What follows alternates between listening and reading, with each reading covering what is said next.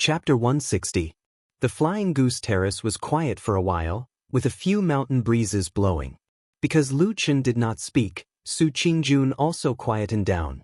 She looked at him calmly, as if waiting for his answer with unusual patience.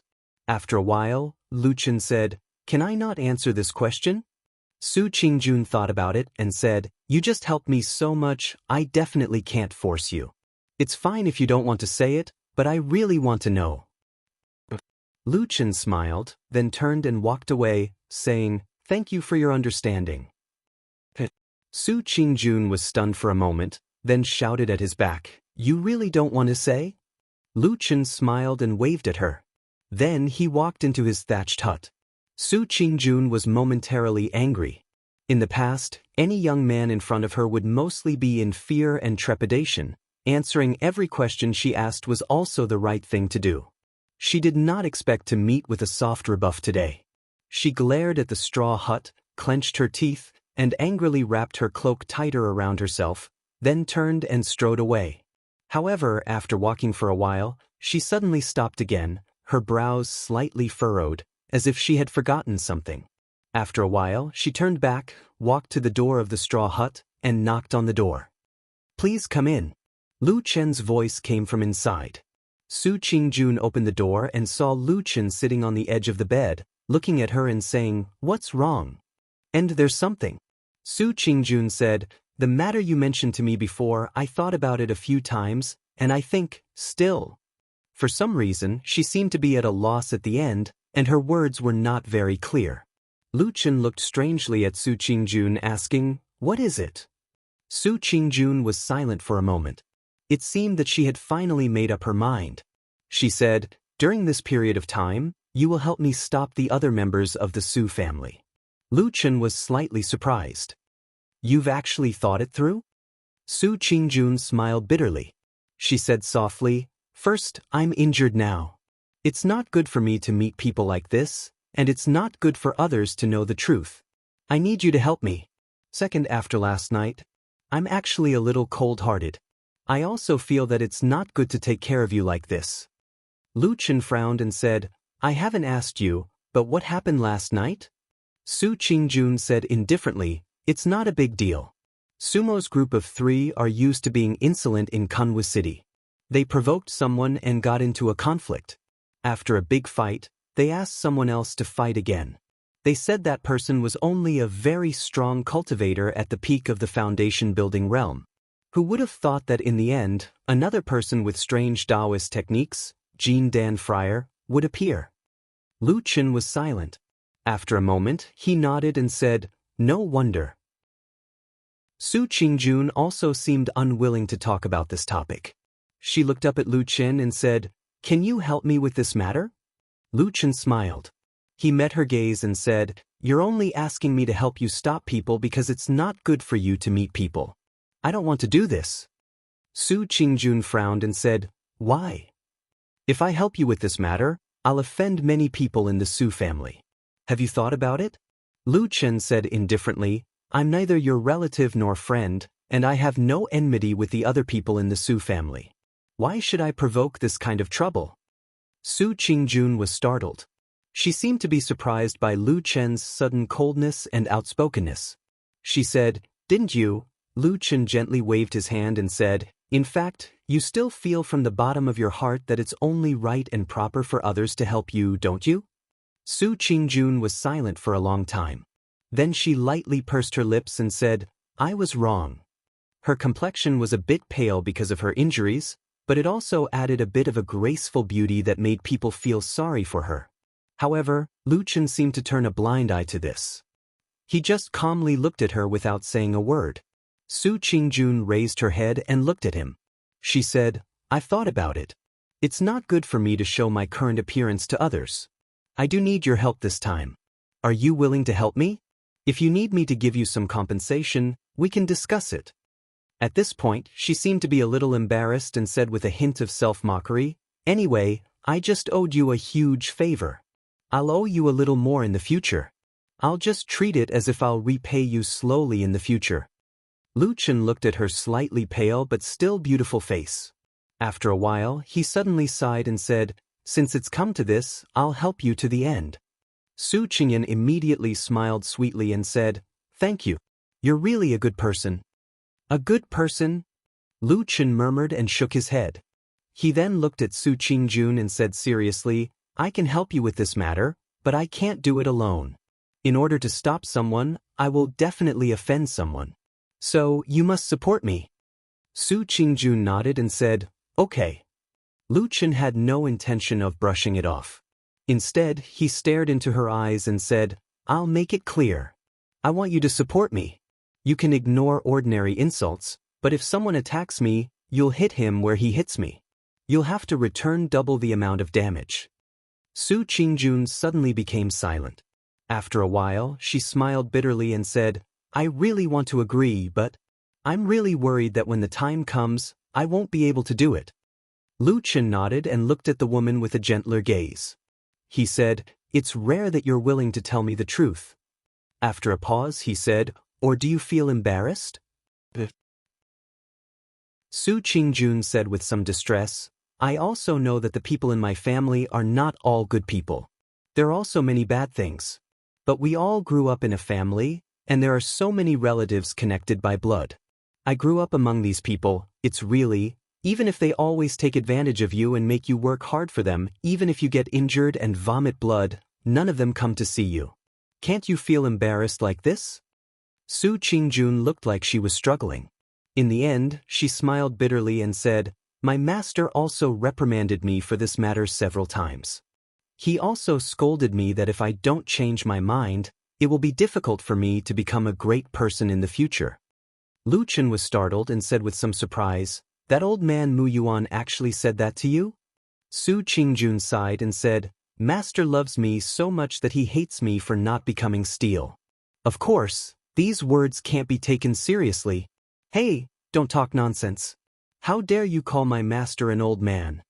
She lowered her voice and said, "My master is good to me, but his temper is not so good to others. Be careful not to be caught by him, then you will be in trouble." Lu Chen looked at her and suddenly laughed. He nodded and said, "All right, because of what you said, I will teach you a way." Su Qingjun was a little surprised. Lu Chen said seriously, "Don't you think your attitude is wrong? It seems a little, but this is the devil in the heart." Lu Chen suddenly interrupted Su Qingjun's words. Su Qingjun was startled and said, "What? Devil in the heart?" "Yes, devil in the heart." Lu Chen said seriously, "Hey, don't look at me with that kind of expression, okay? I know the term devil in the heart. It sounds really stupid, always giving people the feeling that you are a swindler. How can you be worthy of a prestigious sect like ours? But think about it, everything about you is good. In the eyes of outsiders, you are almost a perfect girl. But when it comes to the people from the Su family, you become like this. There is something wrong, right?" Su Qingjun nodded slowly and said, "Yes." Lu Chen said again, "Actually, I see that you are so smart, you might have thought about these things in your heart. You just can't think of a way to get rid of these burdens in your heart, right?" "Burdens in the heart? Devil in the heart?" Su Qingjun murmured a few words. Her eyes brightened a little and looked at Lu Chen and said, "Really have a way?" "Yes, of course, whether it works or not depends on the person." "What way? Let me hear it." "Flip the table." "Flip the table?" "Yes, flip the table." At this moment, Su Qingjun only felt that her mind was in a mess. She always felt that everything the man in front of her said was too unreliable. But somewhere in her heart, there seemed to be a strange expectation. Maybe it works? Maybe it really works? But what is the way to flip the table? Su Qingjun asked in distress, looking at Lu Chen with a face of disbelief. "Look, I have a table here." Lu Chen pointed to the only wooden table in the thatched hut. "Oh, you hold it," Lu Chen said. Su Qingjun looked at him strangely. She wondered if she had been beaten silly. But after hesitating for a while, she still slowly walked over and held the table with her hand. "How does it feel?" Lu Chen asked. "This is made of wood," Su Qingjun said. Lu Chen rolled his eyes and said, "Nonsense. What else?" Su Qingjun thought for a while and said, "The surface is quite rough and not very smooth. The grain of the tree is also ordinary. It shouldn't be some precious wood. The workmanship is SOSO. It doesn't look valuable and—" "Hey!" Lu Qin angrily stopped her and said impatiently, "You woman! Why do you think differently from ordinary people all the time? Let me ask you, this table is made of wood. Is it very heavy?" Su Qingjuan's fair fingers grabbed the edge of the table and lifted it. Then she looked at Lu Chen and said, "It's not heavy. Have you forgotten that I am Jean Dan Friar?" Lu Chen looked up at the sky and revealed an expression as if there was nothing left to live for. After a while, he lowered his head, as if he was barely controlling his emotions and the muscles on his face. He said, "Like this, you have to think of this table as the heaviest thing in the world. Because on top of it, it is the devil in your heart that you can't get rid of all these years. It is the hesitation and entanglement that you can't get rid of." Su Qingjuan's expression immediately darkened and turned solemn. Lu Chen's eyes lit up. He clapped his hands and said, "That's it. Then you can flip the table, as if you have gotten rid of all the devils in your heart." Flip? Flip the table. Boom! There was a loud noise, and the flying goose platform seemed to shake. A wooden table broke out of the house and flew high into the air. After a long while, it landed heavily on the ground and broke into pieces with a pa sound. The surroundings were quiet. After a while, Lu Chen's angry voice suddenly came from the dilapidated hut. He shouted, "Hey! Are you going to flip the table or tear down the hut?" Sorry. I am Jean Dan. I couldn't control myself. Shut up." "Oh." Chapter 161. Jean Dan Friar? What's so great about Jean Dan Friar? Just because you're a golden core cultivator, you can come here and destroy other people's houses? A series of complaints came from the thatched hut with a large hole in the roof. A gloomy Lu Chen was stepping on the broken pieces of the wooden table, trying hard to repair the hole in the roof. Far away from the door, beside the cave, the stone door was half open. Su Qingjun was standing by the door, looking a little guilty as she poked her head out to look at the thatched hut. Occasionally, she could hear the complaints that came with the wind, making her already pink cheeks even redder, revealing a soul-stirring beauty. She suddenly felt her face burning. She reached out and gently touched her cheeks, looking a little ashamed and guilty. But she didn't know why, but after a while, she suddenly snickered to herself, probably thinking of something that even she found too funny. "Flipping the table? What are you flipping? If you have so much strength, why don't you chop down trees?" Listening to the man who seemed to be complaining gloomily, Su Qingjun leaned against the door, suddenly covered her mouth with her hand and giggled, then turned and walked in. The stone door closed behind her, and only her light footsteps could be seen faintly as she walked into the depths of the cave. The matter was finally settled.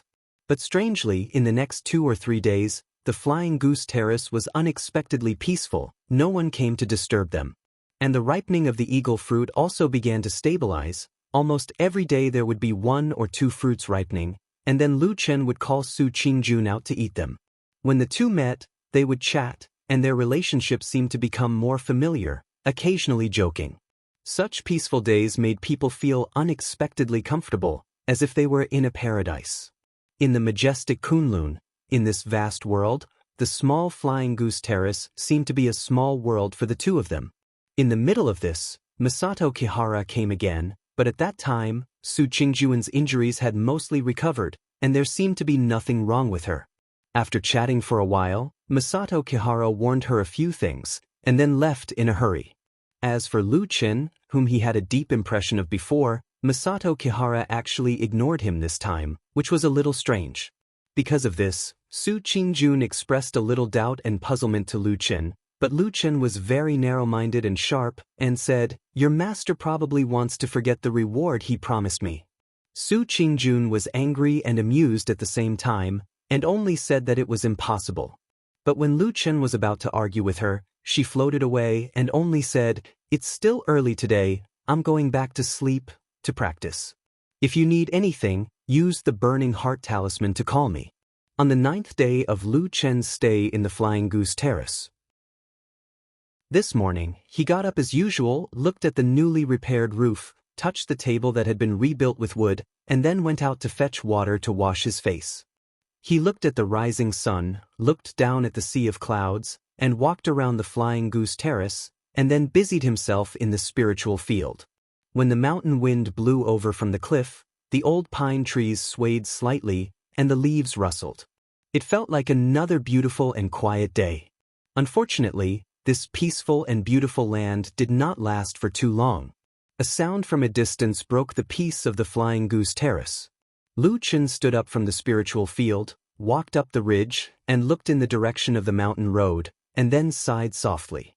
On the mountain road, the three brothers, Sumo, Su Qian, and Su Wen, were striding over.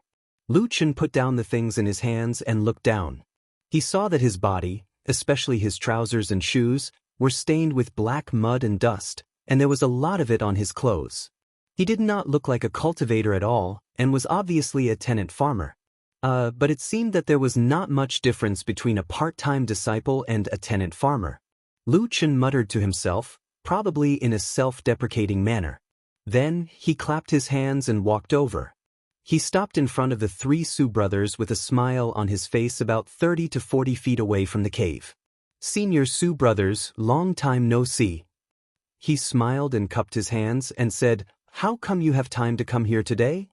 When the three saw Lu Chen, except for Sumo, who was standing in the middle, Su Qian and Su Wen all nodded, probably thinking that Lu Chen was now helping Su Qingjun. Although he was still far from the level of Su Qingjuan's confidence, he still had basic manners. But after a while, when they saw the black mud on Lu Chen's body and feet, the three of them immediately showed contempt and disgust, probably because they thought that Lu Chen was too dirty. "Yes." Su Wen casually responded, waved his hand as if he was shooing away flies, and said, "We want to see Sister June, don't block the way." With that, the three of them prepared to walk forward, but they had only taken 2 steps when they suddenly found that Lu Chen was still standing in the same place, blocking their way. Although he still had a gentle smile on his face, he had no intention of giving way. Su Biao frowned and said, "What is the meaning of this?" Just as Lu Chen was about to speak, he heard Sumo say coldly, "Stinking brat, don't look for a beating." Lu Chen paused, his gaze lingering on Sumo's face for a moment, but his expression did not change. He still smiled warmly at the three of them and said, "Three young masters, it's like this. These 2 days, Shiji Su clearly told us that she wants to practice a secret technique, so she will not see anyone for the time being." The expressions of the 3 Su family brothers changed. Sumo seemed to have the worst temper, at least in front of an odd-job disciple like Lu Chen, she was the worst. She opened her mouth and scolded, "Bullshit. You said you will go into seclusion, and you will not see her? Who do you think you are?" Lu Chen said, "My status is lowly, of course I cannot be compared to the 3 young Master Su. However, it is precisely because of this that I ask the 3 of you to think about it carefully. I am only an odd-job disciple. How would I dare to pretend to be the will of Shiji Su and recklessly obstruct you?" When these words came out, Su Qian and Su Wen were both startled, and their originally angry expressions eased a little. Su Qian pulled the furious Sumo and said in a low voice, "What he said is somewhat reasonable. Maybe Sister June really has something to do, and it is temporarily inconvenient for her to see us." Before Sumo could speak, Su Wen, who was at the side, already frowned and said, "Even if that is the case, we have already come, don't tell me we are going to go back like this." Su Qian said, "Otherwise, what do you want to do?" Sumo snorted and said, "How can I not know Sister June's temper? Everyone move aside, I will go over and knock on the door. If I do it a few more times, she will naturally come out to see us." Finished speaking, she casually walked forward. Lu Chen stood in the same place, and a trace of helplessness appeared on his face as he looked at Sumo. Sumo walked in front of him, and looked at Lu Chen from head to toe. She sneered and said, "Stinking brat, I think you have eaten the heart of a bear and the guts of a leopard. I have already said things like this, and you still dare to block my way?" Lu Chen smiled bitterly and said, "Young Master Su, with your status, I presume that you are also a reasonable person?" Bang! Suddenly, there was a muffled sound. It was Sumo who directly lifted her leg and kicked Lu Chen's lower abdomen. Immediately, Lu Chen was kicked to the ground, and he even rolled a few times on the ground. Lu Chen curled up his body. Probably because he had been kicked quite hard, he even began to cough violently, and at the same time, gasped for breath. "Speak your mother's reason." Sumo sneered. "Who do you think you are? Do you think you are qualified to speak reason with me?" After cursing this sentence, he swaggered past Lu Chen. Su Qian and Su Wen followed up, and indifferently glanced at Lu Chen, who was lying on the ground. Then they said to Sumo, How can you be so impulsive? In any case, this person is helping Sister June to plant trees. If you do this, it will not look good on Sister June," Sumo said indifferently. "Pit. A person with this kind of status dares to put on airs in front of us. Isn't that asking for a beating? So be it. So what if Sister June comes over? At most, she will only say a few words to us. It's not a big deal." "Oh, that's true." Su Qian and Su Wen both nodded in agreement. As they spoke, the three of them arrived at the stone door of the Abode of Immortals cave. They loudly knocked on the door and shouted, Sister June, come out for a moment. We have something to talk to you about." Lying on the ground, Lu Chen held his lower abdomen with both hands while looking at the stone door of the Abode of Immortals cave. After a while, only a rumbling sound could be heard.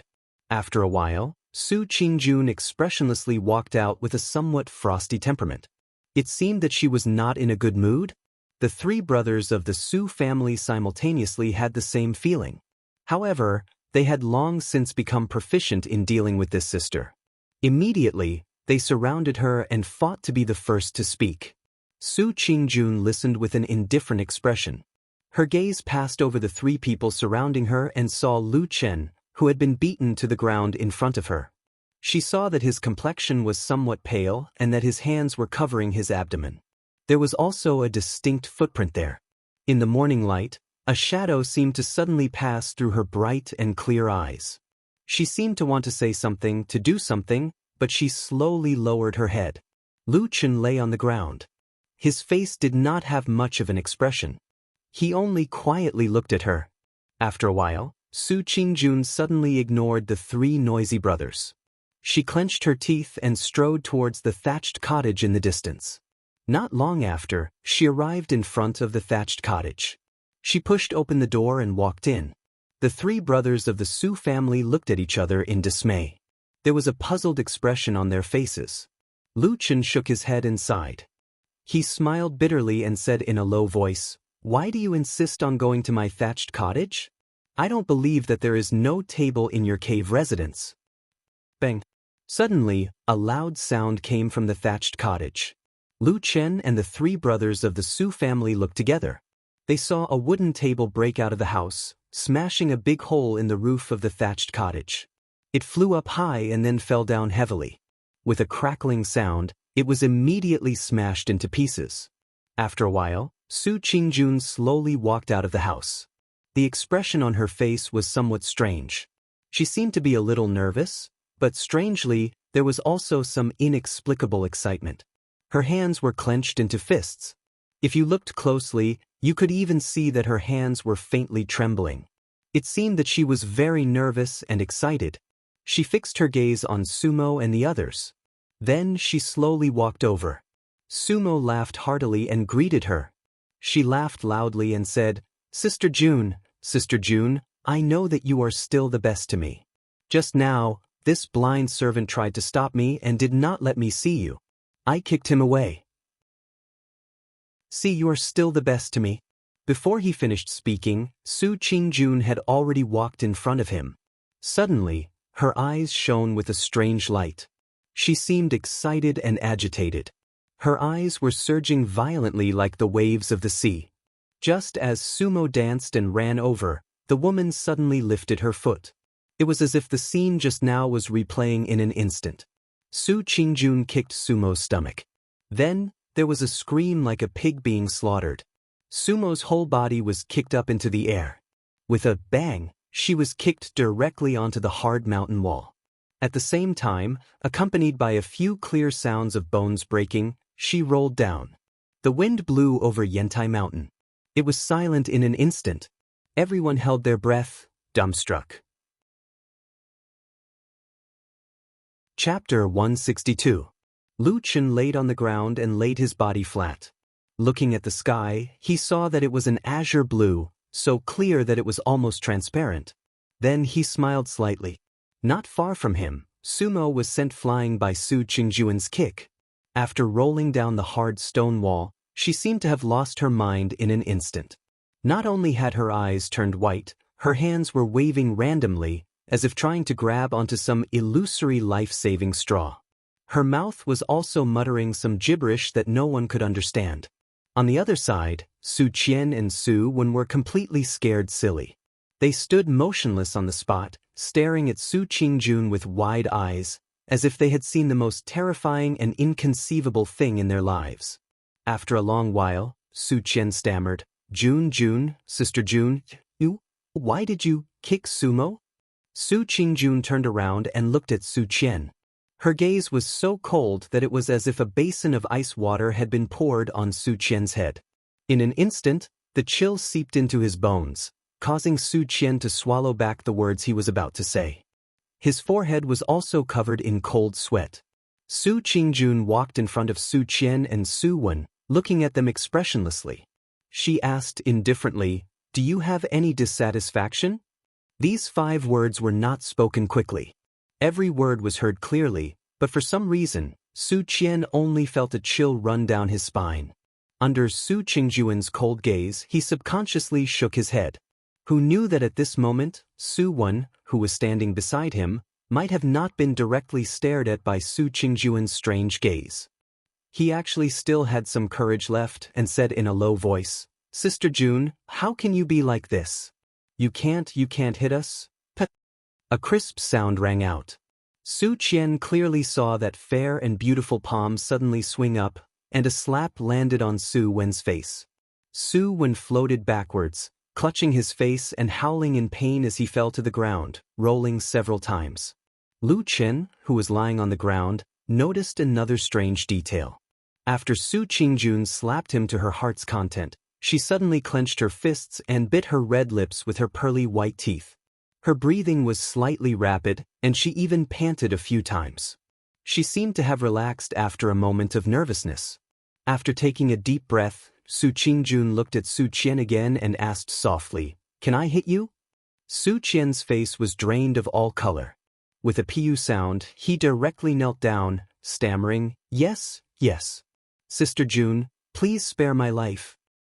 Su Qian and Su Wen, who had crawled up from the ground, were also scared out of their wits. The two of them dragged the unconscious Sumo, who was already foaming at the mouth, and ran in a sorry state up the mountain path. Su Qingjun watched the 3 figures disappear into the distance. She was silent for a long time, the expression on her face fluctuating. Her chest heaved up and down, as if there were all kinds of intense emotions surging in her heart. She couldn't calm them down for a long time. After a while, she silently turned around and walked to the side of Lu Chen, who was still lying on the ground. She glanced at him and asked, "Are you all right?" "I'm fine. I was kicked in the stomach. Look, there are footprints on this shirt." Lu Chen pointed at the footprint left by Sumo and said to Su Qingjun. When Su Qingjun saw his expression and tone of voice, the trace of worry on her face finally dissipated. She couldn't help but laugh. However, she felt that it was somewhat inappropriate to look down on Lu Chen like this, so she simply squatted down. She placed her hands on her knees and propped her chin up. There was a somewhat strange smile on her face, as if she wanted to open her mouth to ask something, but was somewhat hesitant. Unknowingly, she was lost in thought. After a while, she suddenly called out to Lu Chen. "What?" Lu Chen lay on the ground and glanced at the beautiful girl squatting beside him. Su Qingjun laughed before saying anything. Then, her cheeks slightly reddened, but she seemed to be secretly delighted. She said to him, Did I look very impressive just now?" Lu Chen nodded his head heavily and sternly said, "Extremely impressive." Su Qingjun sighed and looked at her palm. She said, "That feeling just now. How do I put it? It was very strange." "Tell me about it." There was clearly a voice in my heart that kept telling me that I shouldn't hit him, but after I really kicked him like that, my heart suddenly felt very, very comfortable. Lu Chen looked at her with a smile and said, "Do you feel that the things that were pressing on your heart in the past suddenly disappeared?" Su Qingjun took a deep breath and nodded. "Yes, even my body feels much more relaxed." After a pause, she suddenly raised her hand and waved it in the air. There was a trace of yearning on her face. She softly said to herself, "I really want to hit him again." Lu Chen was startled. He turned over and sat up. "It's fine if you just let it out for a while. How can it be so exaggerated?" Su Qingjun pursed her lips and laughed. She said, "I'm just saying it casually. But I really didn't expect that your method would actually. She was momentarily at a loss for words, as if she couldn't think of a particularly good way to describe it. Lu Chen waved his hand and said, "Don't think about it. It's fine as long as it's useful." Su Qingjun hugged her knees. She looked like a girl who had returned to her childhood. She giggled, and her face exuded a bright radiance with an unusually beautiful joy. "Will there be trouble later?" Lu Chen climbed up from the ground and patted the dust off his body. Su Qingjun thought for a moment and said, "There should be. The three of them have been spoiled since they were young. When they return, they will definitely complain." Lu Chen said, "Then have you thought about how to deal with it?" Su Qingjun shrugged. She seemed a little mischievous and a little lazy. She said indifferently, "Who cares? We'll see when the time comes." Oh. It was unknown whether the news of Su Qingjuan's sudden outburst and beating up the three Su family brothers unexpectedly spread. In the following days, the Flying Goose Terrace was abnormally quiet. No one came to disturb them. Lu Chen sighed and gloomily went to repair the roof of the thatched hut. Then he went to the forest behind the Flying Goose Terrace to cut a few pieces of wood to build a table. But this time, he simply put the table outside the door. Su Qingjun came over and saw it. She was very surprised and asked him why he did this. Lu Chen said seriously, "In the future, you can flip the table if you want. You're the Jin Dan and you're the boss. But don't ever tear down my house again. I only have a broken thatched hut here. It can't withstand any more trouble."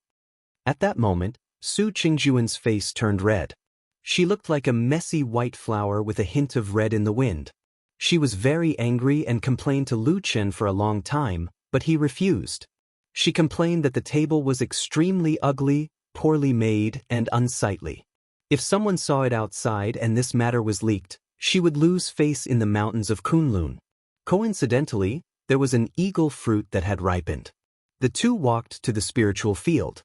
Su Qingjun directly threw it into her mouth and ate it.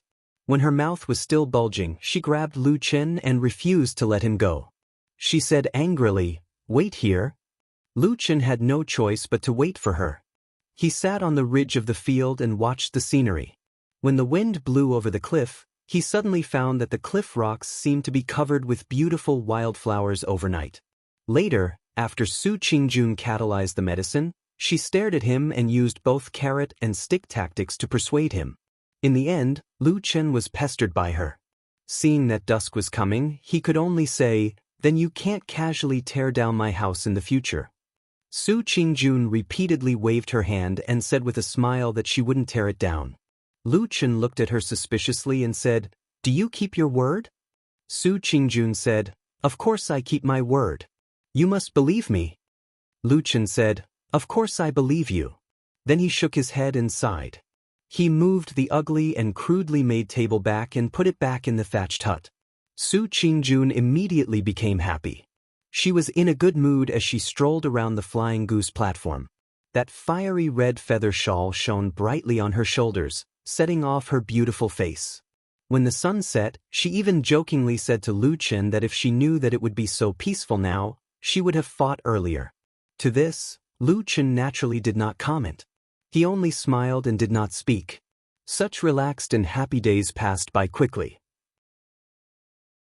In the blink of an eye, more than 20 days had passed. The eagle fruit on the Flying Goose platform had already been eaten. Su Qingjuan's cultivation in the Jin Dan realm had finally completely eliminated all the hidden dangers and flaws and completely stabilized. Then, Lu Chen was about to leave. That day, he personally plucked the last ripe eagle fruit and handed it to Su Qingjun, who was standing at the side. He smiled and congratulated her. Then he turned and went to his thatched hut to pack his luggage. Su Qingjun held the last fruit and seemed a little emotional. She quietly stared at the fruit in her palm. After a long while, she slowly ate it. When he went down the mountain, Su Qingjun came over to send him off. It was when the sun was setting. The light shone on the boundless sea of clouds. Rays of golden light shone down, elongating their shadows. The two smiled at each other and waved goodbye. Before he left, Su Qingjun called out to him again. "If you need my help in the future, you can come to me." Lu Chen smiled. "That good?" Su Qingjun smiled. "Yes. I still owe you a lot of favors." Lu Chen laughed. He nodded to her. He then strode down the mountain path. When he was about to turn a corner, he looked back. In the distance, on the other side of the flying goose platform, the beautiful figure was still standing there under the setting sun. Then she seemed to see him looking back. She stretched out an arm and waved at him from afar. At that moment, the sunset filled the sky. It was as beautiful as a burning fire. Chapter 163. The 30-feet peak of Kunlun Mountain. This was a mountain peak in the towering Kunlun mountain range. Its name was rather peculiar, but the mountain itself was not only 30 feet high. The mountain that was only 30 feet high was called a mound. There were several explanations for the origin of this mountain's name, but the most well-known one was that there was a clear spring at the top of the mountain. The water vapor was rising, and whenever the sun shone down, a 30-feet rainbow would appear on the mountain peak. This was why the mountain was named 30 feet. In the middle of the 30-feet peak, there was a spiritual cave. The cave door was tightly shut, and a layer of fallen leaves had fallen at the door. Dust was everywhere, and it seemed that it had been closed for a long time. However, on this day, there were many people standing near and far outside the cave. Among them, there were two women, one old and one young. They were Jean Dan Fryer, Melaleuca japonica, and Xianxia. At the same time, from the 30-feet peak, a strange whistling sound could be heard from time to time. It was like the roar of a dragon or the howl of a hurricane. It was as if there was a mysterious principle that resonated with the heavens and the earth, resonating with the mountains and rivers. It made people feel as if there was a giant beast that was about to awaken from its slumber. An inexplicable but incomparably abundant power seemed to be contained in this mountain. Like a butterfly that was about to break out of its cocoon, it slowly flapped its wings and whistled. Xianxia's face was full of worry. Her eyes stared unblinkingly at the tightly shut stone door of the cave. Her hand tightly grasped Melaleuca japonica's hand, and she seemed to be so nervous that it was difficult for her to even breathe. As for Melaleuca japonica, although her expression was relatively calm, there was a trace of hidden anxiety in her eyes. Like this, they waited outside the cave for a full 2 hours. However, there was no further change in the cave. Instead, even the strange roar of the dragon and tiger had slowly subsided. The various people on the 30-feet peak showed a trace of disappointment on their faces. Some people had already begun to turn around and leave. Nixon, who was standing at the very front, turned pale and her hands and feet went cold. Melaleuca japonica seemed to feel something and sighed softly. She held Xianxia's little hand and hugged her gently. She said softly, it's okay. Don't worry." Xianxia's eyes were misty, and she looked sad. Even her voice seemed to be choking with sobs as she said, "Martial uncle, why hasn't Master come out?" Melaleuca japonica shook her head and said softly, "Silly child, the Yuanying state is a huge life and death trial. It's not that easy to pass. Don't be too anxious." Xianxia bit her lip and said, "But you clearly said that the tiger and dragon sound is a sign of a breakthrough." Melaleuca japonica nodded and said, "That is indeed the case, and the sound of dragons and tigers is an auspicious sign." Xianxia smiled bitterly and said, "But for 7 consecutive days, it sounded every day and then fell silent again. Why is this?" Melaleuca japonica slowly shook her head and said, "When breaking through to the Yuanying state, there are thousands of illusions. It's difficult to see all of them. Moreover, the person breaking through the realm is different. Their techniques are different, their cultivation is different, and their state of mind is different. There are all kinds of subtle differences in the signs. She gently stroked Xian's soft black hair and said gently, "Good girl, we can only wait patiently and hope that your master is a good person." Xian nodded blankly, but the worry on her face still lingered. Her bright eyes only stared at the cave. Melaleuca japonica sighed in her heart and turned to look at the surroundings. After the tiger and dragon sound weakened, more than half of the surrounding onlookers had dispersed. Only a few people were still standing far away and looking in their direction. Suddenly, her eyes narrowed slightly. She saw a young man standing under an old pine tree in the distance. It was he. Melaleuca japonica frowned slightly, obviously not expecting he to come here. He also quickly noticed Melaleuca japonica's gaze. After looking in their direction, he smiled at Melaleuca japonica. His expression was somewhat respectful, obviously expressing that he had no ill intentions. Melaleuca japonica hesitated for a moment, then nodded slightly at him. In any case, he was a talented disciple with a bright future. What happened a few days ago, in fact, really had nothing to do with him. Melaleuca japonica herself actually didn't have any deep hatred with he. She just didn't know why he was guarding the entrance of Dongfang Tao's cave. What did he want to do?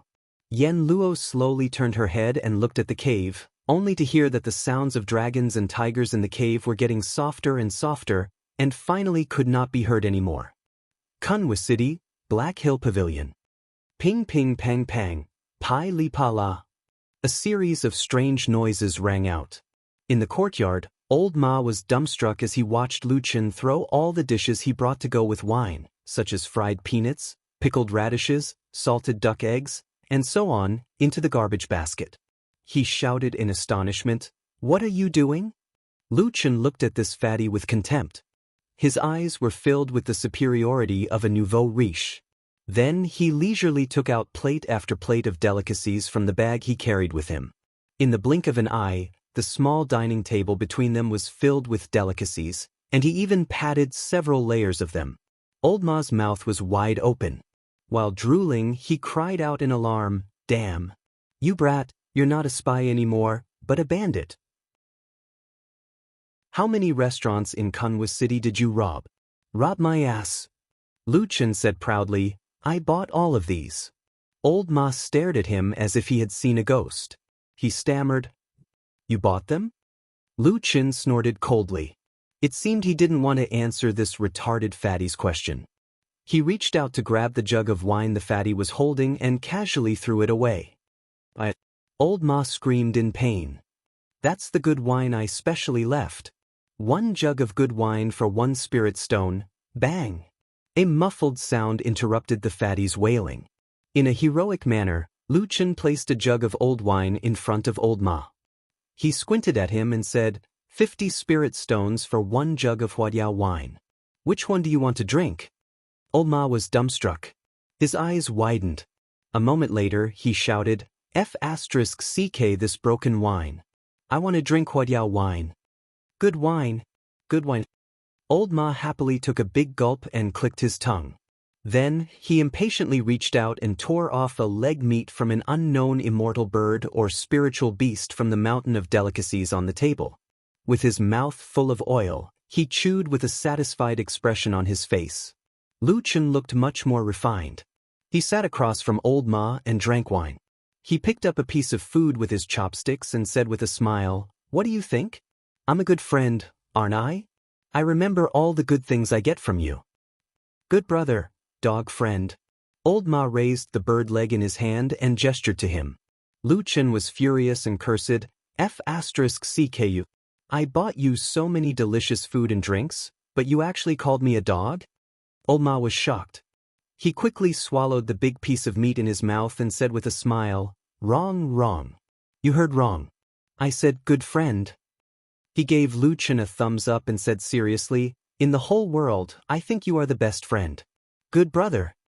That's more like it." Lu Chen angrily glared at him again. Then, he picked up the wine bowl and drank a mouthful of wine.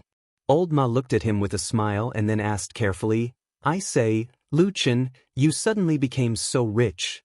What happened? Lu Chen snorted and said, I earned it with my own ability. Old Ma raised his eyebrows and said, Tell me about it. Damn it. How could there be such a good thing in Kunlun?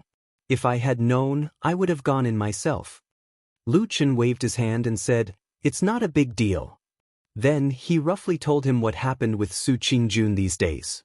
Old Ma's eyes opened wider and wider as he listened. The way he looked at Lu Chen also became more and more strange.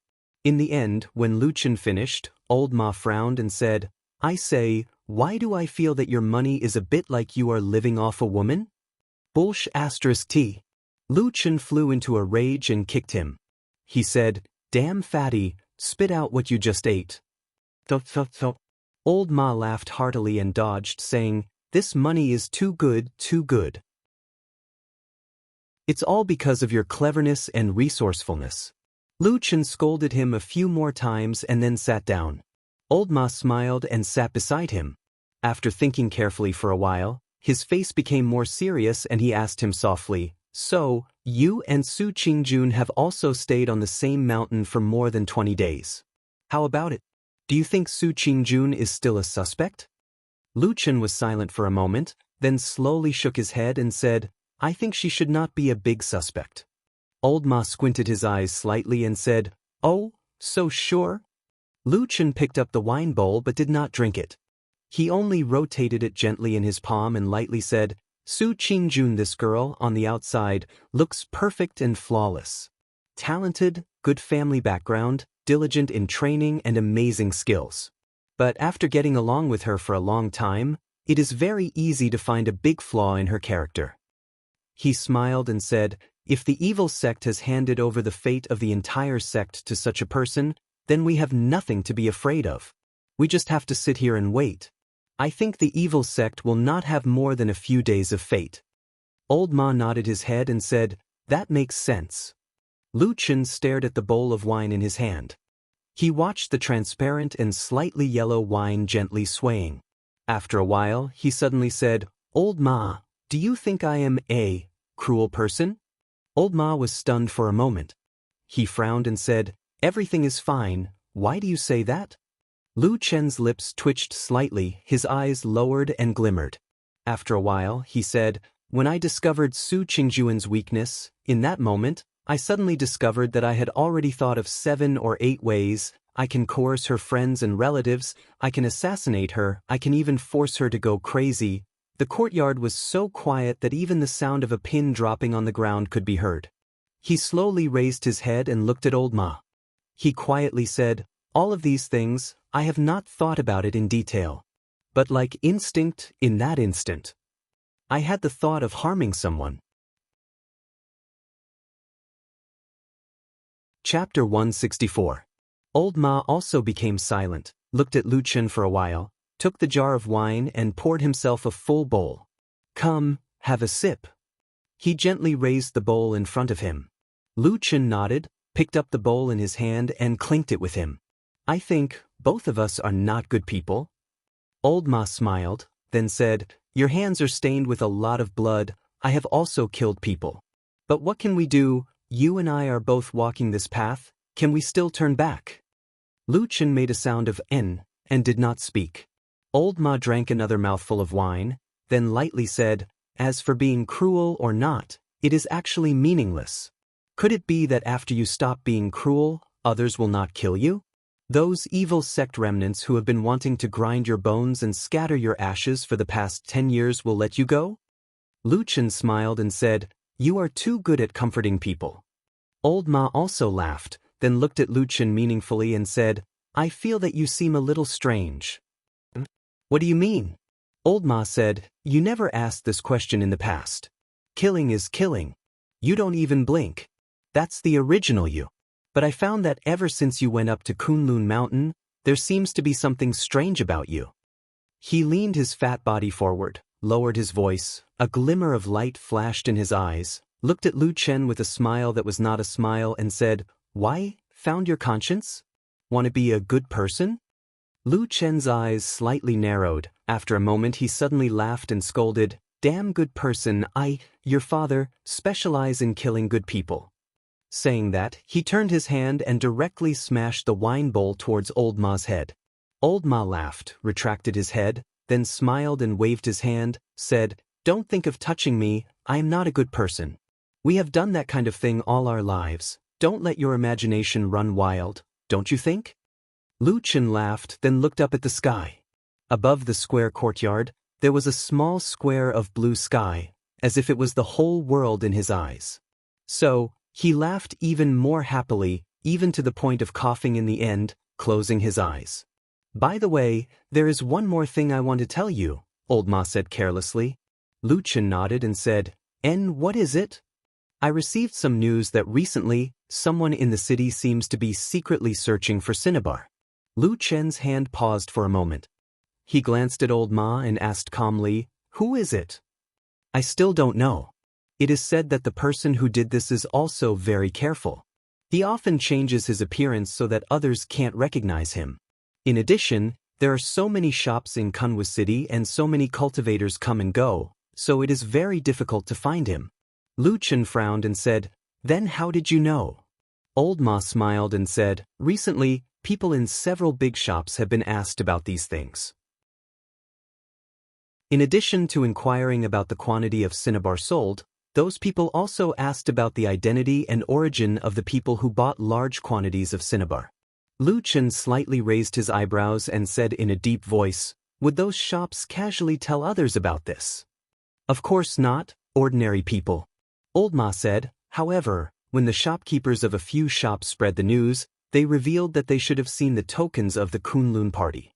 You know, in Kunwa City, no one dares to not give face to the Kunlun party." Lu Chen frowned and said, "The Kunlun party?" Old Ma said indifferently, "I think it's most likely because some evildoer of the devil cult went too far on the mountain some time ago and attracted the attention of famous sections." Lu Chen smiled and said, "Can they find you?" Old Ma took a sip of wine from his bowl and said, "They can't." Lu Chen looked at him and said, "How can you be so sure? Kunwa City is the territory of the Kunlun party. Nothing can be hidden from them here." Old Ma sneered and said, "You're right, but I didn't buy cinnabar in Kunwa City. You can't catch me, can you?" Lu Chen was stunned for a moment. A moment later, his eyes revealed a trace of understanding and he said, Could it be that you went out of town to buy it?" Old Ma sighed and said, "People like me who do dirty work, besides cleaning up after you people all day, always have to think of ways to live longer." Lu Chen couldn't help laughing. He reached out and patted Old Ma's shoulder and said, "Come on, I know you're the best in this business. Otherwise, I wouldn't feel at ease putting my life in your hands. Get lost." Old Ma reprimanded him without any trace of politeness. "Can you find out who did this?" Lu Chen asked Old Ma. Old Ma frowned and said, "Is it necessary? In any case, it's definitely someone from the Kunlun party." Lu Chen said, "In any case, I still want to know who's secretly dealing with us. Even if it's to make myself more confident, we might have a chance to meet again in the future on Mount Kunlun." Old Ma narrowed his eyes and said with a faint smile, "What do you want to do when we meet?" "Nothing. What else can I do?" Lu Chen spread his hands, looking harmless to both humans and animals. Old Ma clicked his tongue and immediately nodded. "Fine, I'll go check, but it won't be that fast. We still have to be cautious about these things." "I know, there's no hurry." After coming out of the Black Hill Pavilion and leaving the secluded alley, he walked 2 more streets before his eyes suddenly became lively.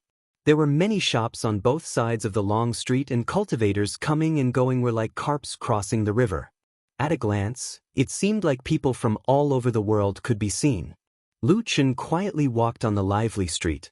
The people around him passed by one. The noise, laughter, curses, and all the other lively sounds seemed to be automatically separated from him by a small distance. It was difficult to get close, and they were isolated from each other. It was as if he was always standing outside of this hustle and bustle. Even if he was actually in it, he could not really integrate into it. He walked slowly, and there was always a sense of loneliness that followed him like a shadow. This feeling was not good. Most of the time, it would always make people depressed. Even people who had long been used to it would not like it. Until he suddenly saw a familiar figure in front of him. For some reason he suddenly wanted to chat with someone, so he smiled and caught up to her, calling out, "EXN." The woman in front of him was startled and looked back. After seeing that it was Lu Chen, she breathed a sigh of relief, and a smile appeared on her originally somewhat worried face. She said, "Brother Lu, it's you." Lu Chen said with a smile, "How come you're here?" EXN said, "Something happened at home, so I came back for a while. I'm on my way back to the mountain now." "Brother Lu, what about you? Seeing that you actually have time to come to Kunwa City today, could it be that you've already finished your business on Sister Su's side?"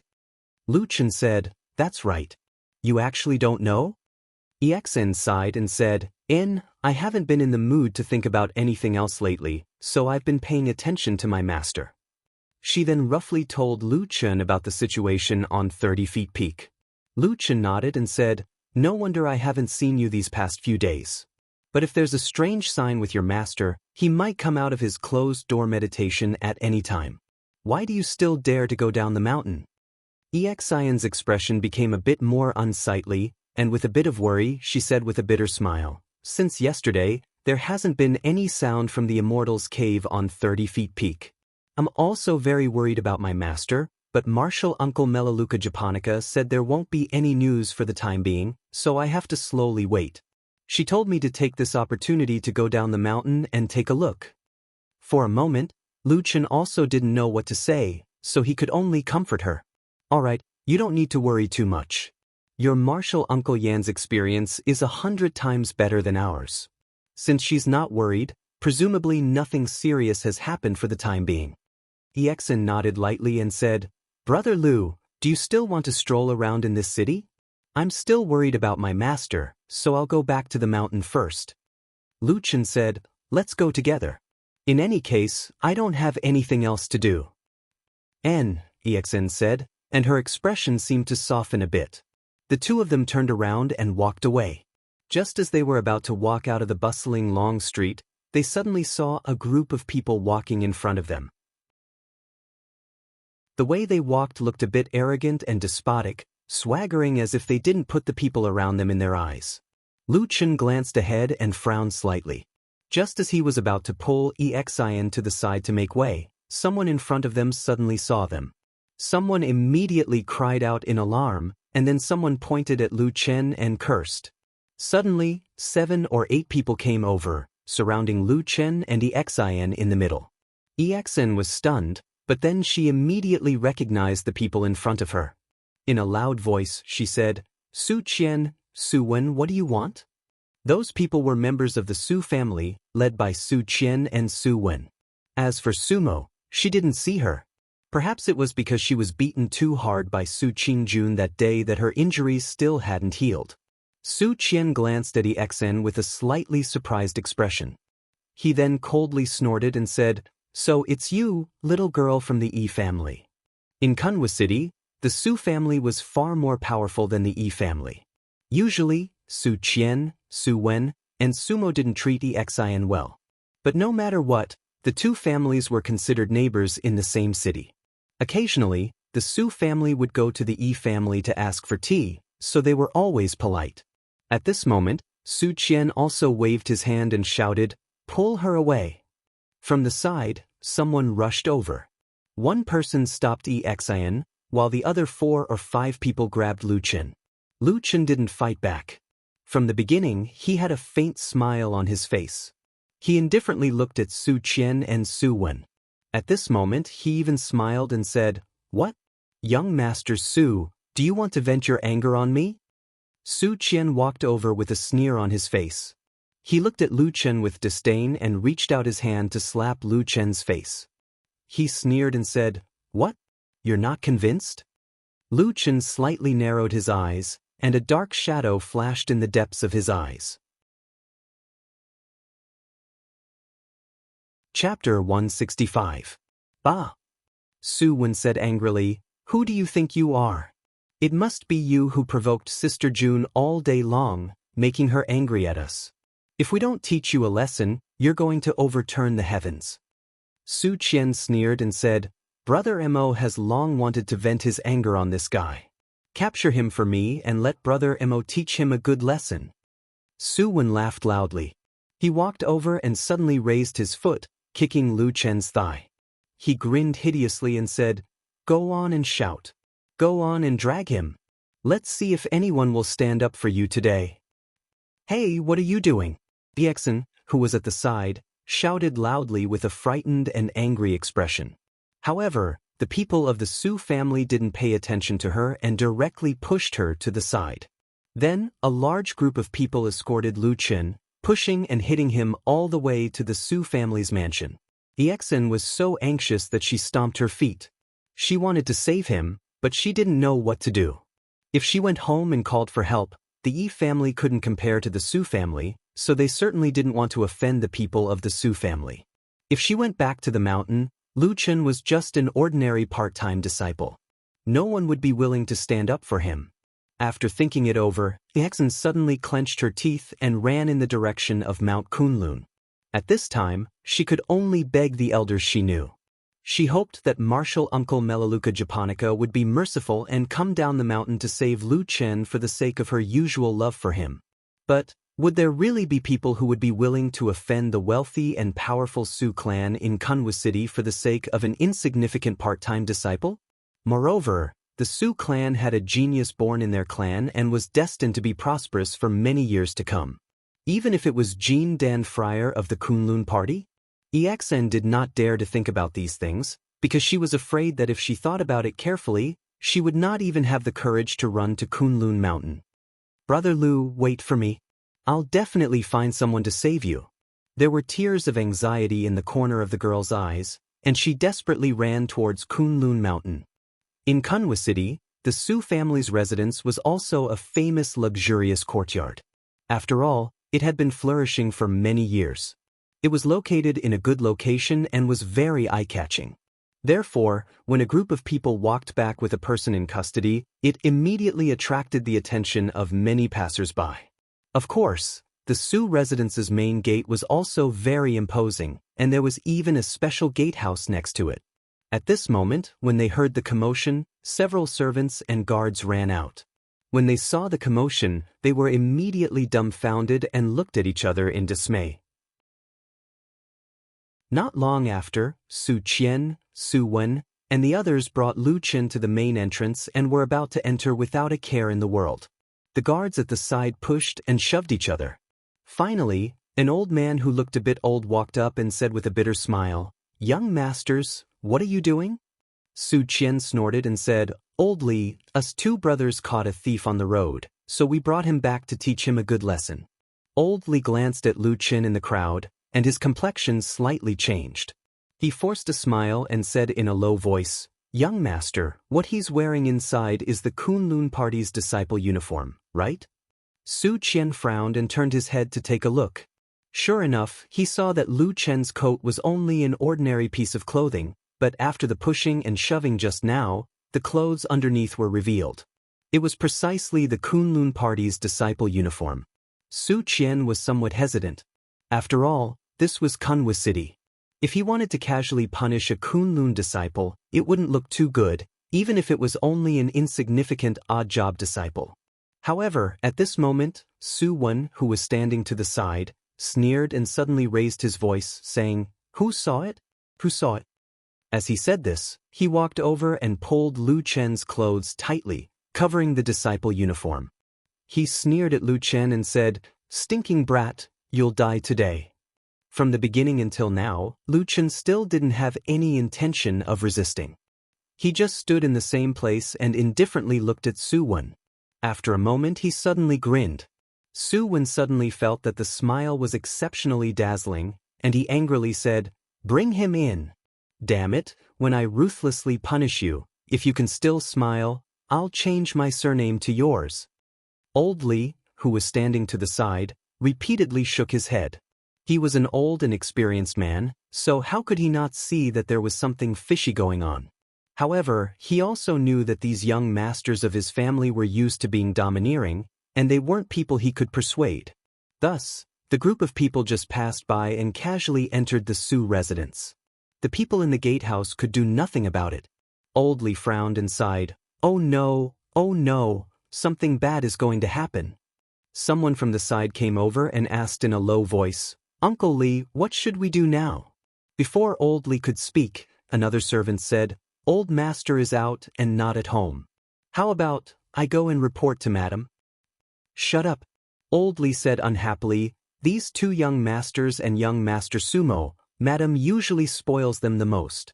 If you go over and say something bad, do you believe that the three young masters will come over and break your legs before chasing you out of the house? That servant immediately became silent out of fear, and the people at the side were also at a loss. Someone said, Then we don't care.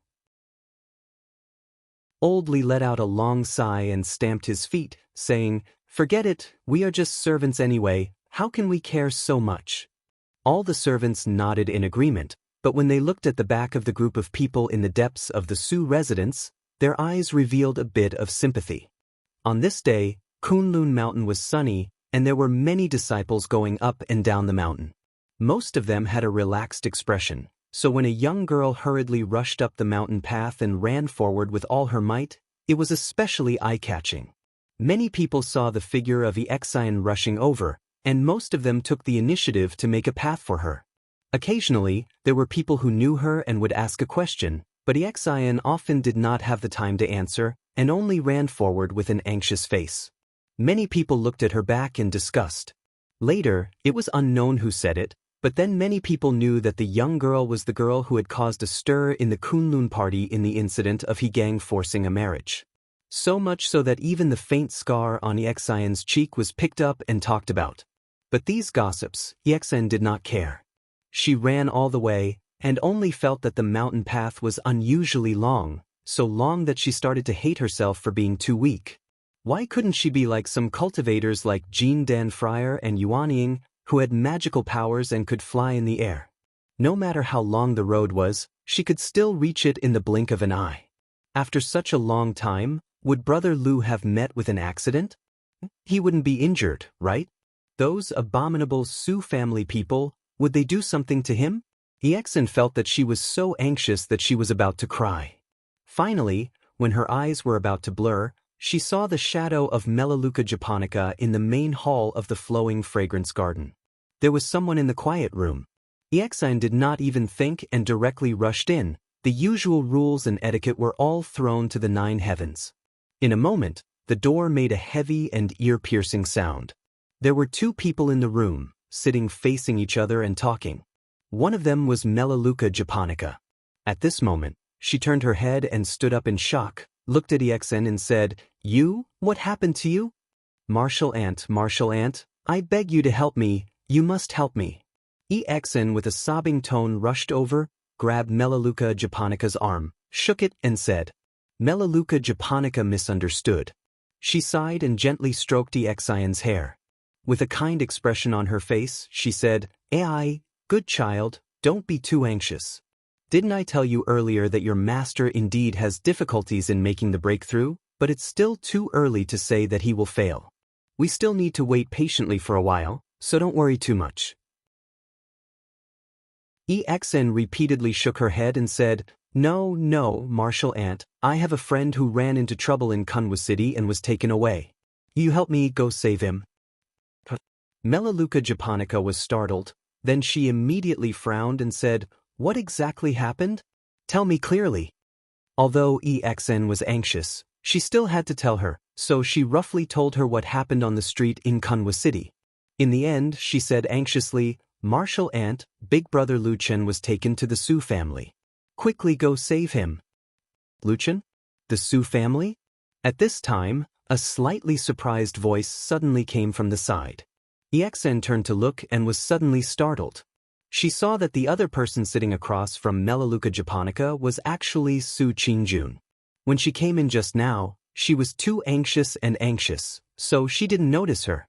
Now, she was also stunned. Looking at Su Qingjun's surprised expression, she didn't know what to say. After a long time, she awkwardly called out, Younger Sister Su. Su Qingjun's expression didn't look too good. She said gloomily, Younger Sister Xianxia, who took Luchen away? Xian secretly glanced at her. After a moment of hesitation, she said in a low voice, "It was Su Qian and Su Wen. They brought 7 or 8 people.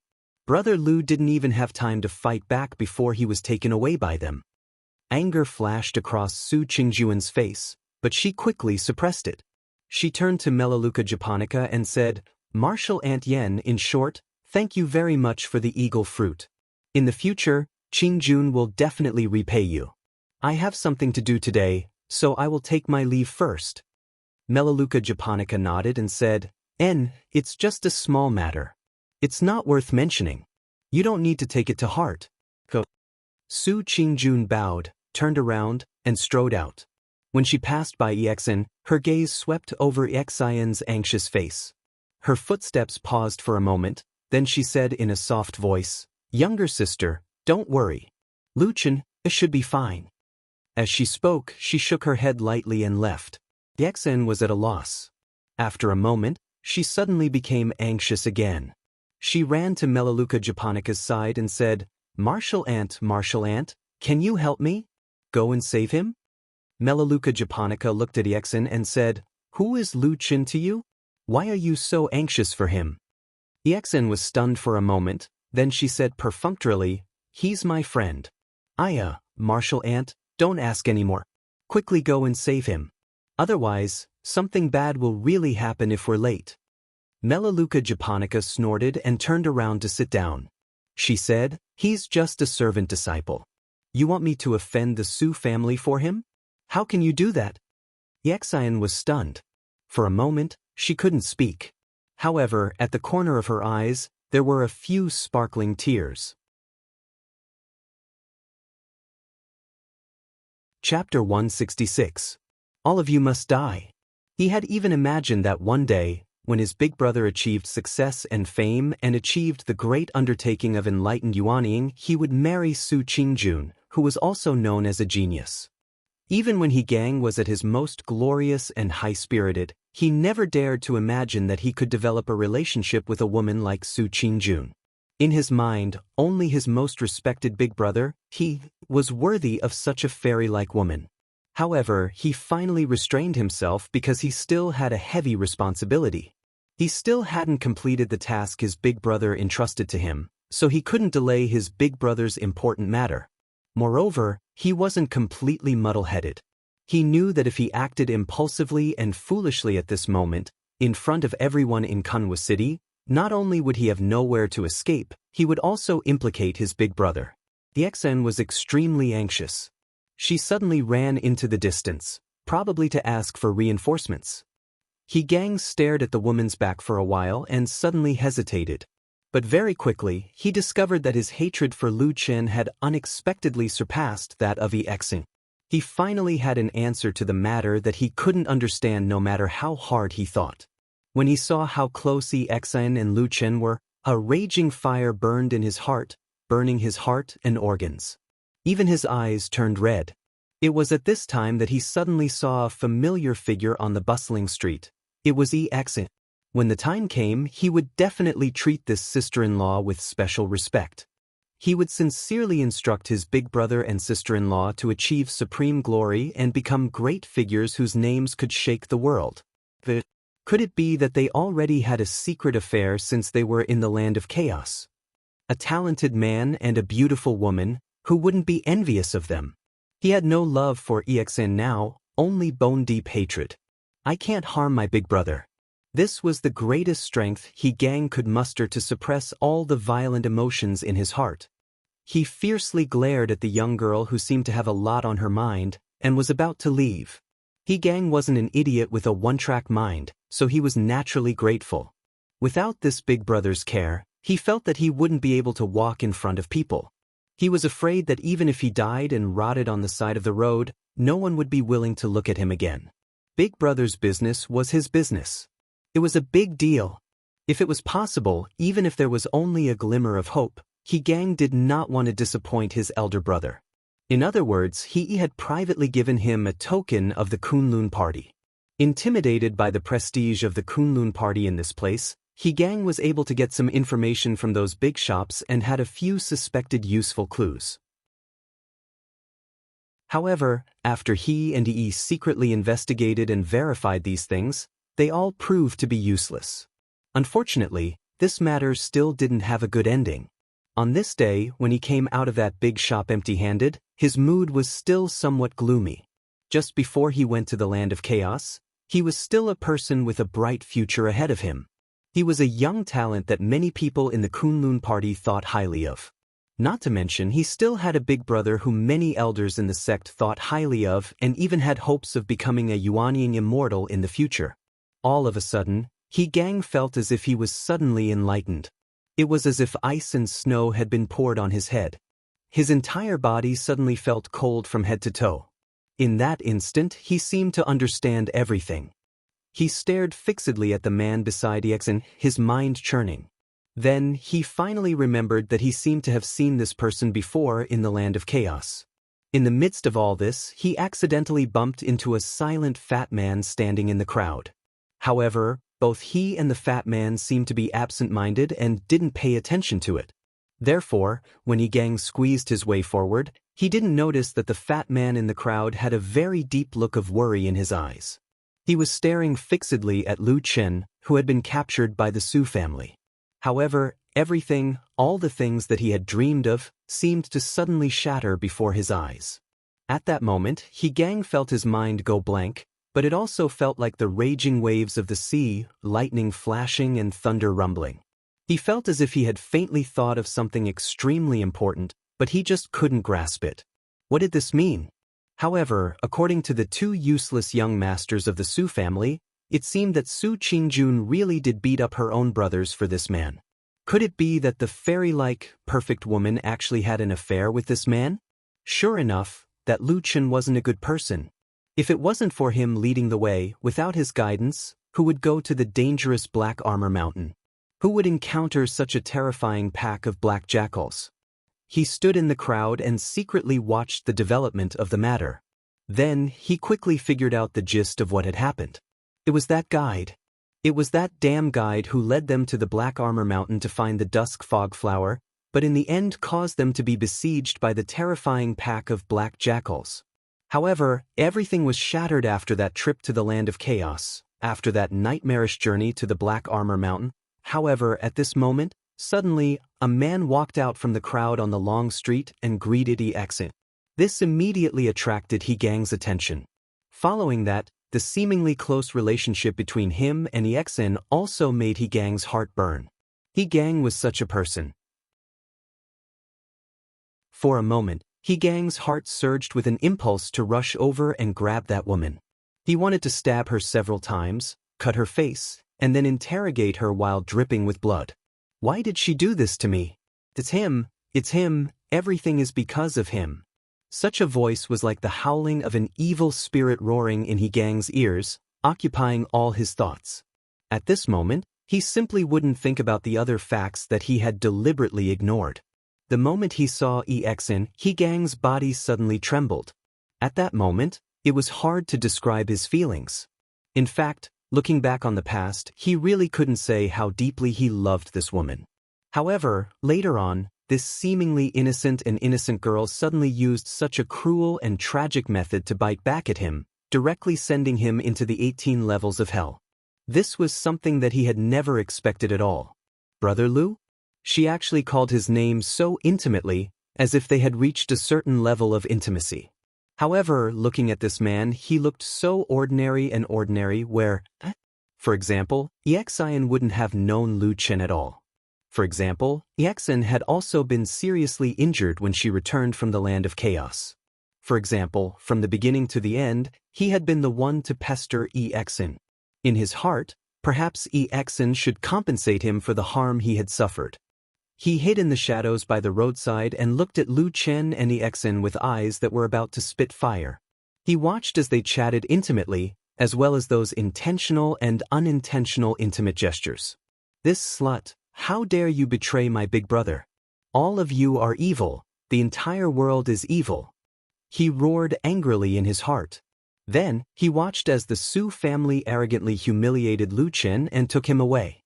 When did these two adulterous men and women hook up? How could a woman like Su Qingjun have any relationship with this ant-like man named Lu Qin? He didn't mind this too much and didn't say anything to He Gang. However, He Gang took it to heart and always felt that he had let his big brother down. It must have something to do with this man. They must have had an affair, so this adulterous man and woman deliberately harmed us. Therefore, although he hadn't made any progress in tracking down the cinnabar in the shops in Kunwa City, he also told him that if there was no hope in this matter, he should put it off for now. There was no harm in thinking of other methods while he was on Mount Kunlun. However, He Gang still held on to a sliver of hope and secretly continued to inquire and investigate. It couldn't be said that love turned into hate. He Gang's pupils suddenly shrank as if he had been struck by lightning. For the bustling Kunwa City, this day was probably just an ordinary day, but for many people, it was perhaps even more lively than usual. However, this matter was still very difficult to deal with. First, there were too many shops in the city and cinnabar wasn't considered a particularly precious spiritual material, so many shops sold it. Second, he was investigating the identity of the buyer, which was actually quite embarrassing. Shops with small buyers wouldn't pay attention to it at all, but shops with big buyers would keep a close eye on it and wouldn't easily reveal it.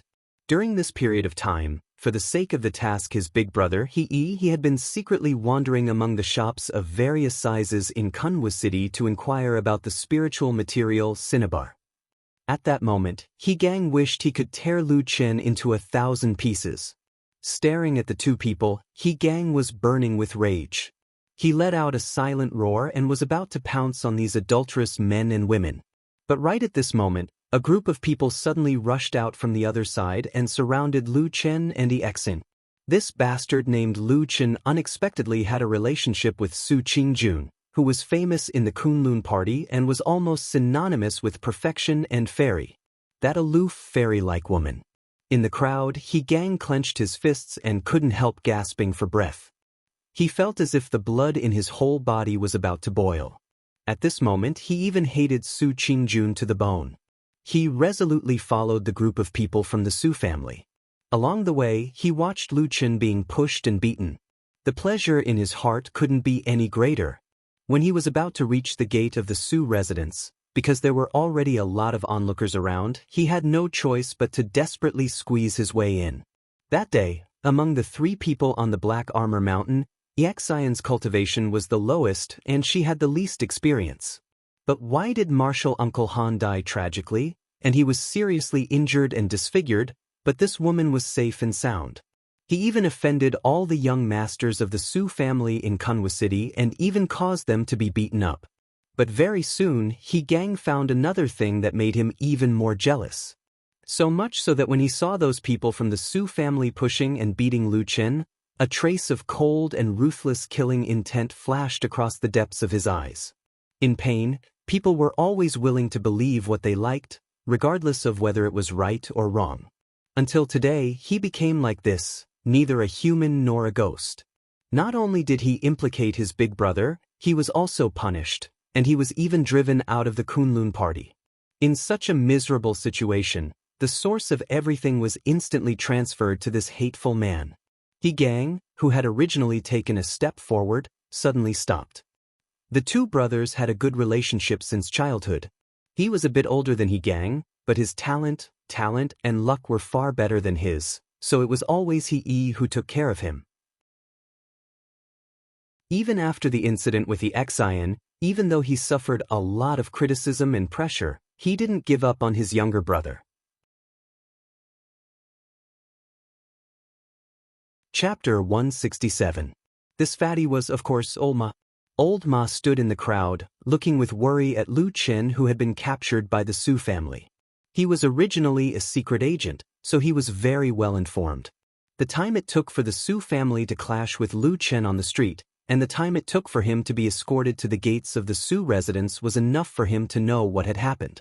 Old Ma rushed over and saw the scene of pushing and shoving in front of the gates of the Su residence. His face was as gloomy as water, his pupils slightly contracted. Someone pushed forward and bumped into him, but he did not even react, his gaze only fixed on Lu Qin. Then, when Lu Chen was escorted to the gates of the Su residence by the crowd, the servants and guards in the gatehouse rushed out to speak with Su Qian, Su Wen and the others. He temporarily stopped and turned his head to look. In the blink of an eye, they saw each other. Their gazes met in the air. Old Ma's lips moved slightly. After taking a deep breath, he took a step forward. But at this time, Lu Chen suddenly shook his head lightly. Old Ma immediately stopped, standing stiffly in place like a pillar, even if his eyes flashed with a layer of indescribable pain and anger. His hands were hidden in his wide sleeves, clenched into fists, his fingernails digging into his flesh, leaving deep white marks. His gaze was silent, but it seemed to say something. Two silent men, standing in the crowd, seemed to be a lonely shadow outside of this world. At this point in life, it was like a trace of mud flitting across the years, or like someone's meaningless and distant sigh. So, there were actually so many more important things. Old Ma raised his head, looking at the sky. It was daytime, the sky bright and clear. In this beautiful world, in this bright day, how could there be a shadow? He gritted his teeth, but smiled and then slowly lowered his head. Lu Chen was escorted into the Su residence. Without a doubt, this was the first time Lu Chen had come to the Su family's mansion in Kunwa City. This was the place where the Su clan resided in Kunwa City, and it was also their most fundamental foundation. Over the years, many extraordinary people had come out of this mansion, and they had allowed the Su family to prosper for many years. Even today, the Su family had not declined, and in the foreseeable future, it seemed that the Su family would continue to prosper. This was because another talented genius had appeared here. She was like a perfect fairy who lived on the Flying Goose Terrace. The Su residence was, of course, very large, and at the same time very luxurious. Moreover, because it had flourished for many years, it had a deep heritage and accumulation, so there was also an extremely deep aura of nobility here. The paintings on the veranda, the exquisite carvings of birds and beasts on the eaves, the seemingly ordinary but actually incomparably precious flowers and trees, all of them showed that this place was different from the rest, showing that the Su family was a truly famous and influential clan. However, compared to the heavy accumulation in the surroundings, Su Qian, Su Wen, and the others who were escorting Lu Chen seemed somewhat out of place. Each and every one of them was in high spirits, arrogant and domineering. The servants who passed by on the road retreated one after another, and those who didn't have time to greet them hurriedly. Su Qian and Su Wen naturally didn't have the time to talk nonsense with these servants. At most, when they saw a few pretty young maidservants, they would laugh heartily and hug them to take advantage of them. They would touch here and there and pat their buttocks, causing those maidservants to turn pale and scatter in all directions like startled birds. Then, they would laugh at their backs and shout, "You, come to my room tonight, I, your young master, have taken a fancy to you." The attendants at the side all laughed heartily. Each and every one of them seemed to be very excited. The only person in the crowd who didn't laugh was probably Lu Chen. None of the surrounding people of the Su residence stood out to speak. After all, Su Qian, Su Wen, and that young master Sumo who was still recuperating were known as the three heroes of the Su family. They were the most favored of the younger generation of the Su family. In particular, Sumo was the flesh and blood of the current madam of the household. She was normally the most spoiled, and she was also the younger brother of Su Qingjun, who was currently at the peak of her power. It could be said that no one dared to provoke her. When Lord Su and young lady Su Qingjun were here, perhaps they could still manage these young masters. But now that young lady Qingjun was living on the Kunlun Mountains, no one dared to meddle in the matters that Lord Su could not manage. Otherwise, they would be punished. Normally, there would have been people coming over to reprimand them, but today, it seemed that no one was willing to stand up for them. Su Qian and Su Wen were also fearless. They walked all the way to a courtyard on the west side of the Su residence. Before they entered, Su Wen already shouted, Brother, are you there?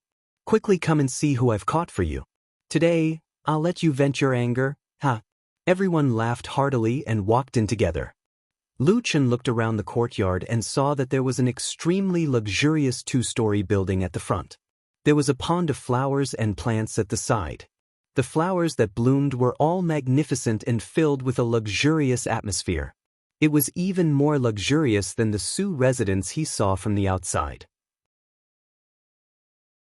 But that kind of dignified atmosphere was nowhere to be found here.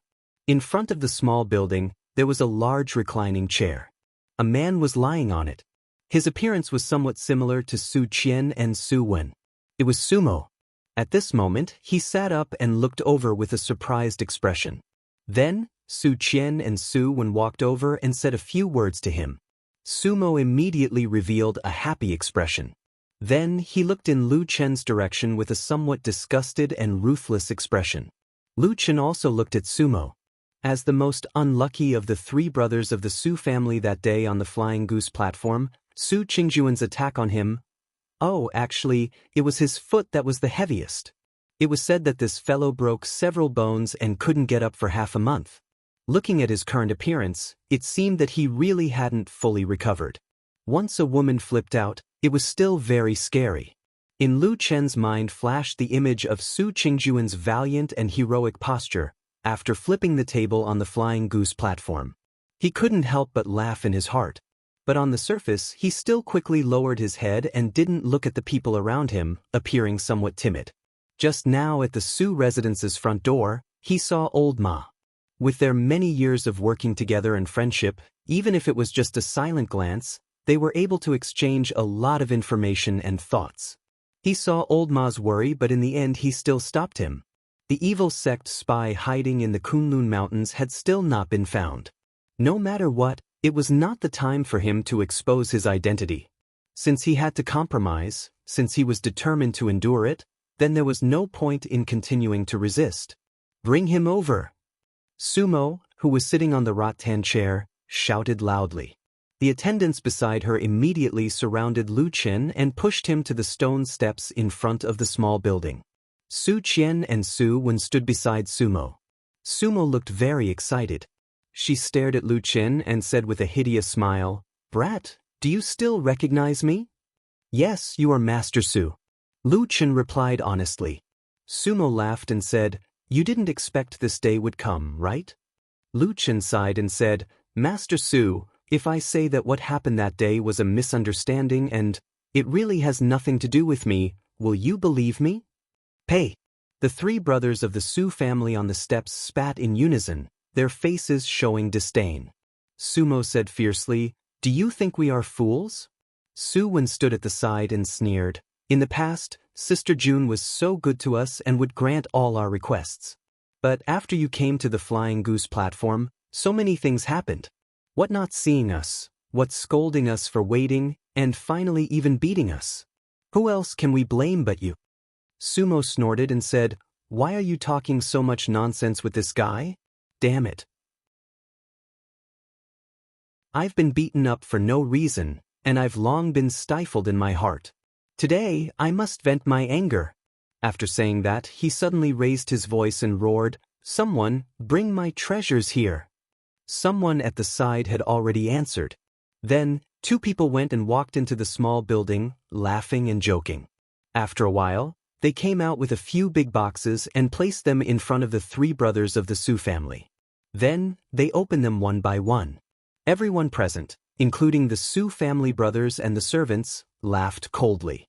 Their laughter was bone-chilling, like wild beasts that were about to devour people. "Kid, do you want to pick one for yourself?" Sumo clicked her tongue and narrowed her eyes. Like a cat, she looked at the mouse that she had caught with a tyrannical gaze. She grinned and said, "Don't worry, I won't let you die so easily." Lu Chen looked down and saw that the boxes were neatly arranged, and they were all strangely shaped instruments of torture.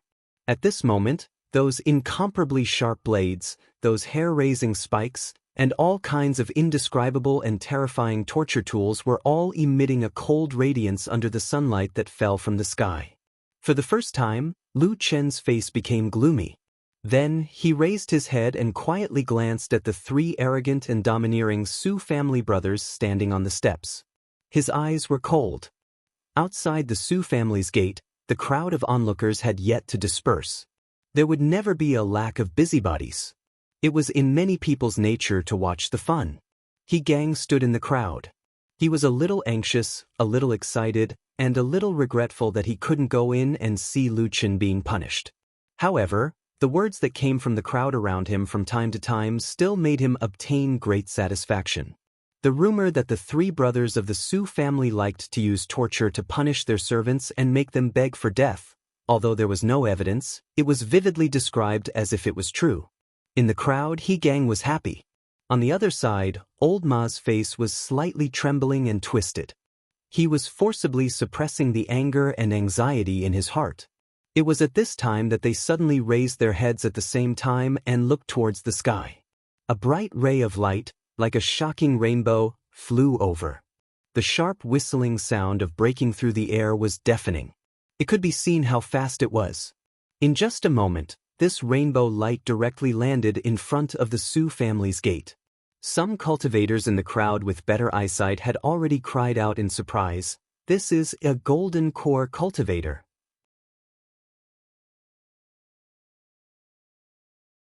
Chapter 168. When the light dissipated, a beautiful woman appeared in front of the gates of the Su residence.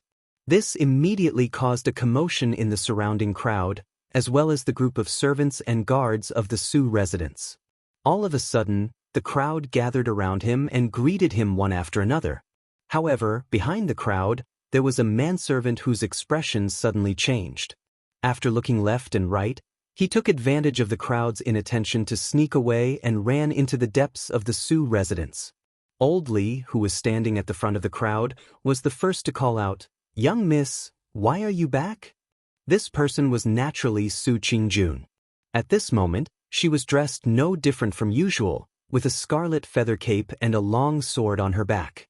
But her expression did not look good. After looking at the surrounding people, she nodded to Old Li, who was standing at the front of the crowd, and called out, "Uncle Li." Old Li had been in the Su family for many years, and it could be said that he had watched this generation of youngsters grow up. In the past, when Su Qingjun was still at home, she would respectfully call him Uncle Li when they met. But at this moment, when Old Li saw Su Qingjun's expression, his heart skipped a beat. In the past, although Su Qingjun was indifferent in front of others, she had always been well-mannered and polite to servants and her other brothers and sisters. But today, although there seemed to be no change on the surface, there seemed to be a faint anger in her.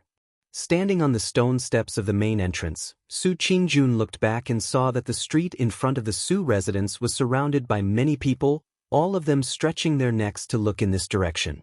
Her expression slightly sank, and she asked Old Li, "What's going on?" Old Li did not know what to say for a moment, but when Su Qingjun looked at him and slightly furrowed her brows, that natural majesty and reverence towards the legendary Jin Dan friar made him quickly make a decision. No matter how arrogant the three young masters of the Su family were, how could they be compared to the genius girl in front of him? As a result, Old Li obediently recounted what he had just seen. At the end, he pointed at the crowd in front of him and said, "Young masters Su Qian and Su Wen captured the people and brought them into the manor. Those people were the ones who had come to watch along the way and have been waiting here for a long time." A trace of anger flashed across Su Qingjun's face, and she asked in a low voice, "What does that person look like?" Old Li thought for a moment, then described the appearance of the man who had been captured by Su Qian and Su Wen. A few of the servants beside him also added a few sentences to the story. For the servants of this kind of rich and powerful family, observing one's expression was the most basic skill. The few people here only watched for a while, and they could faintly see that this young miss of their family was very dissatisfied with the actions of the few young masters. Anyway, no matter who made the choice, the Su family would definitely rely on this young miss in the future, so there was nothing to hide. The serious thing was, if they did not say anything now, and someone had the intention to complain in the future, then it would be terrible. After listening to Old Li and the others describe the appearance of the person who had been captured, Su Qingjun quickly determined that it was most likely Lu Qin. As for why Su Qian and Su Wen would suddenly find trouble with Lu Qin, Su Qingjun also had an idea in her heart, but it was also because of this that she became even more angry and a little worried. So after listening to Old Li's words, she quickly nodded her head, and then walked into the Su residence with a cold face. Naturally, no one dared to stop her, and in an instant, a path opened up. Unexpectedly, at this moment, a servant girl suddenly ran out of the Su residence. She had a pretty appearance and looked to be around 14 or 15 years old. Her expression was a little anxious, and when she saw Su Qingjun walk in, she hurriedly ran over with large strides. She first bowed to Su Qingjun, then hurriedly said in a loud voice, "Young miss, Madam heard that you've returned and is very happy. She wants you to meet her in the front hall." Su Qingjun's footsteps stopped, and a trace of surprise appeared on her face. "Mother wants me to go over?" The servant girl nodded repeatedly and said with a smile, "Yes, Madam said that she hasn't seen you in a long time. It's rare for young miss to return today, so she wants to see you immediately." A trace of hesitation flashed across Su Qingjun's face. Since she was young, she had been taught to be an educated and reasonable person, to be filial to her parents, and to be friendly to her younger siblings. These should have been things that were right and proper. Moreover, after she entered the Kunlun party, she lived on the mountain for a long time, and the number of times she returned home had decreased, and she rarely had the opportunity to be in front of her parents. Thinking of this, she glanced in the direction of the west side of the Su residence. She still understood the few younger brothers and cousins in the family. Although they were usually a little naughty and mischievous, they were respectful in front of her. She also didn't hear that they had done anything too vile. After a while, there shouldn't be any big problems, right? After thinking for a while, she nodded her head and said to the servant girl, "Okay, then I'll go over." The front hall of the Su residence was behind the courtyard, and looking from afar, it was a spacious, square, and grand house. At this moment, the doors and windows were open, and several servant girls walked in and out.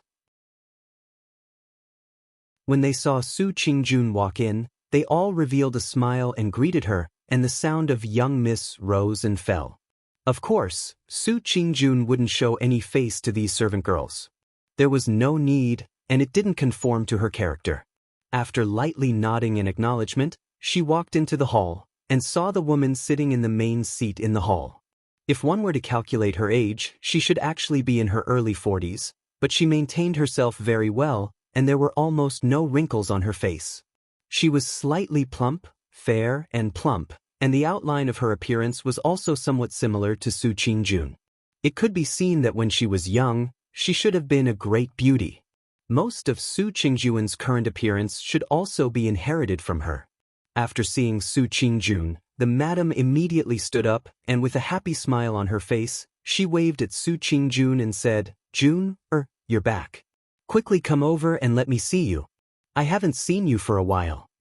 Su Qingjun responded, walked in front of her mother, and helped her to sit down. The madam's surname was Bai, and she was born in the Bai clan, one of the influential families in Kunwa City, so most people called her Madam Bai. At this moment, Madam Bai looked at her daughter with eyes full of heartache and love. She grabbed Su Qingjun's hand and put it on her knee, and the two of them sat together and chatted for a while. It seemed that she was afraid that her beloved daughter would suffer in Kunlun Mountain. Su Qingjun also felt somewhat helpless, but she still felt some warmth in her heart.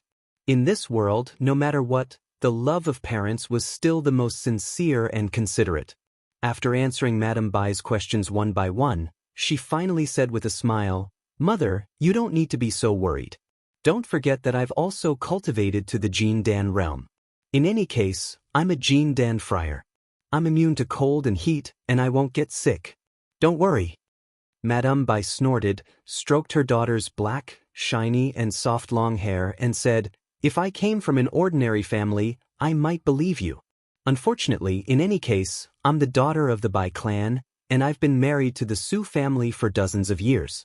How could I not know these things about cultivation?" She sighed, and her face looked a little sad and worried.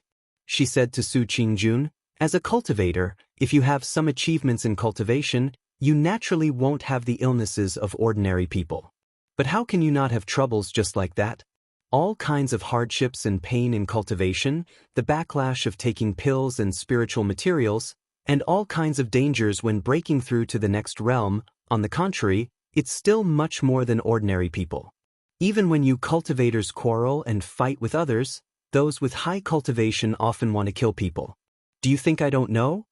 Su Qingjun was also speechless.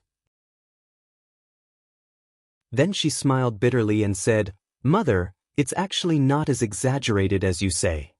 Madame Bai patted her hand and gently said, "I know. Anyway, you can be considered to have some achievements in cultivation. I'm also a little more relieved.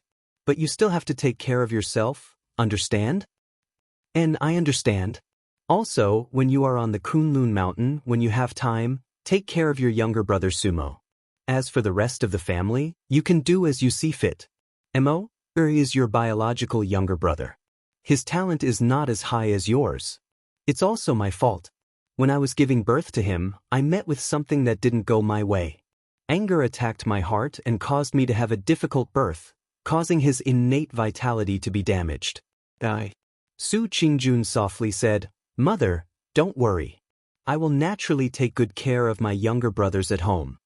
Madame Bai looked at her, and her face slightly darkened. She said, "That's right. A few days ago, when Mo came back from the mountain, he was seriously injured. He couldn't get out of bed for 10 days to half a month. I originally wanted to investigate this matter.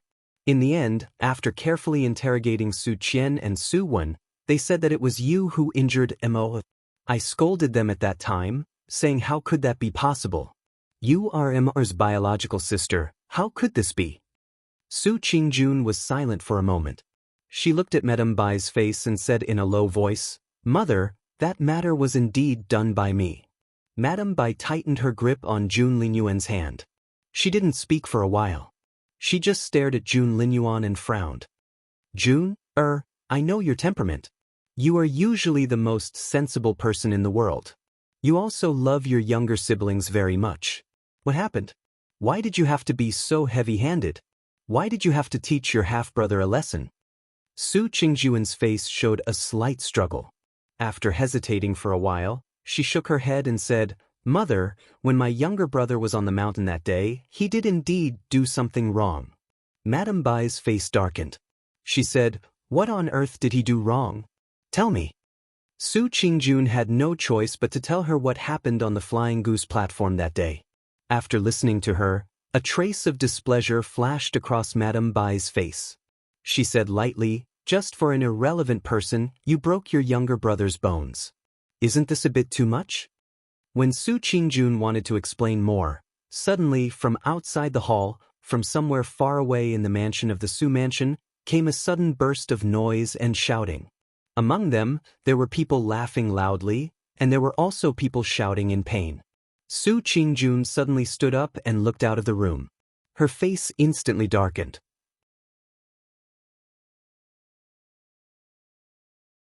Chapter 169. I'm going out for a walk. Su Qingjun turned around and said to Madame Bai. She was about to walk out, but she heard Madame Bai suddenly call her and said, "Jun, come and sit down. I have something to tell you." Su Qingjuan's body froze in place.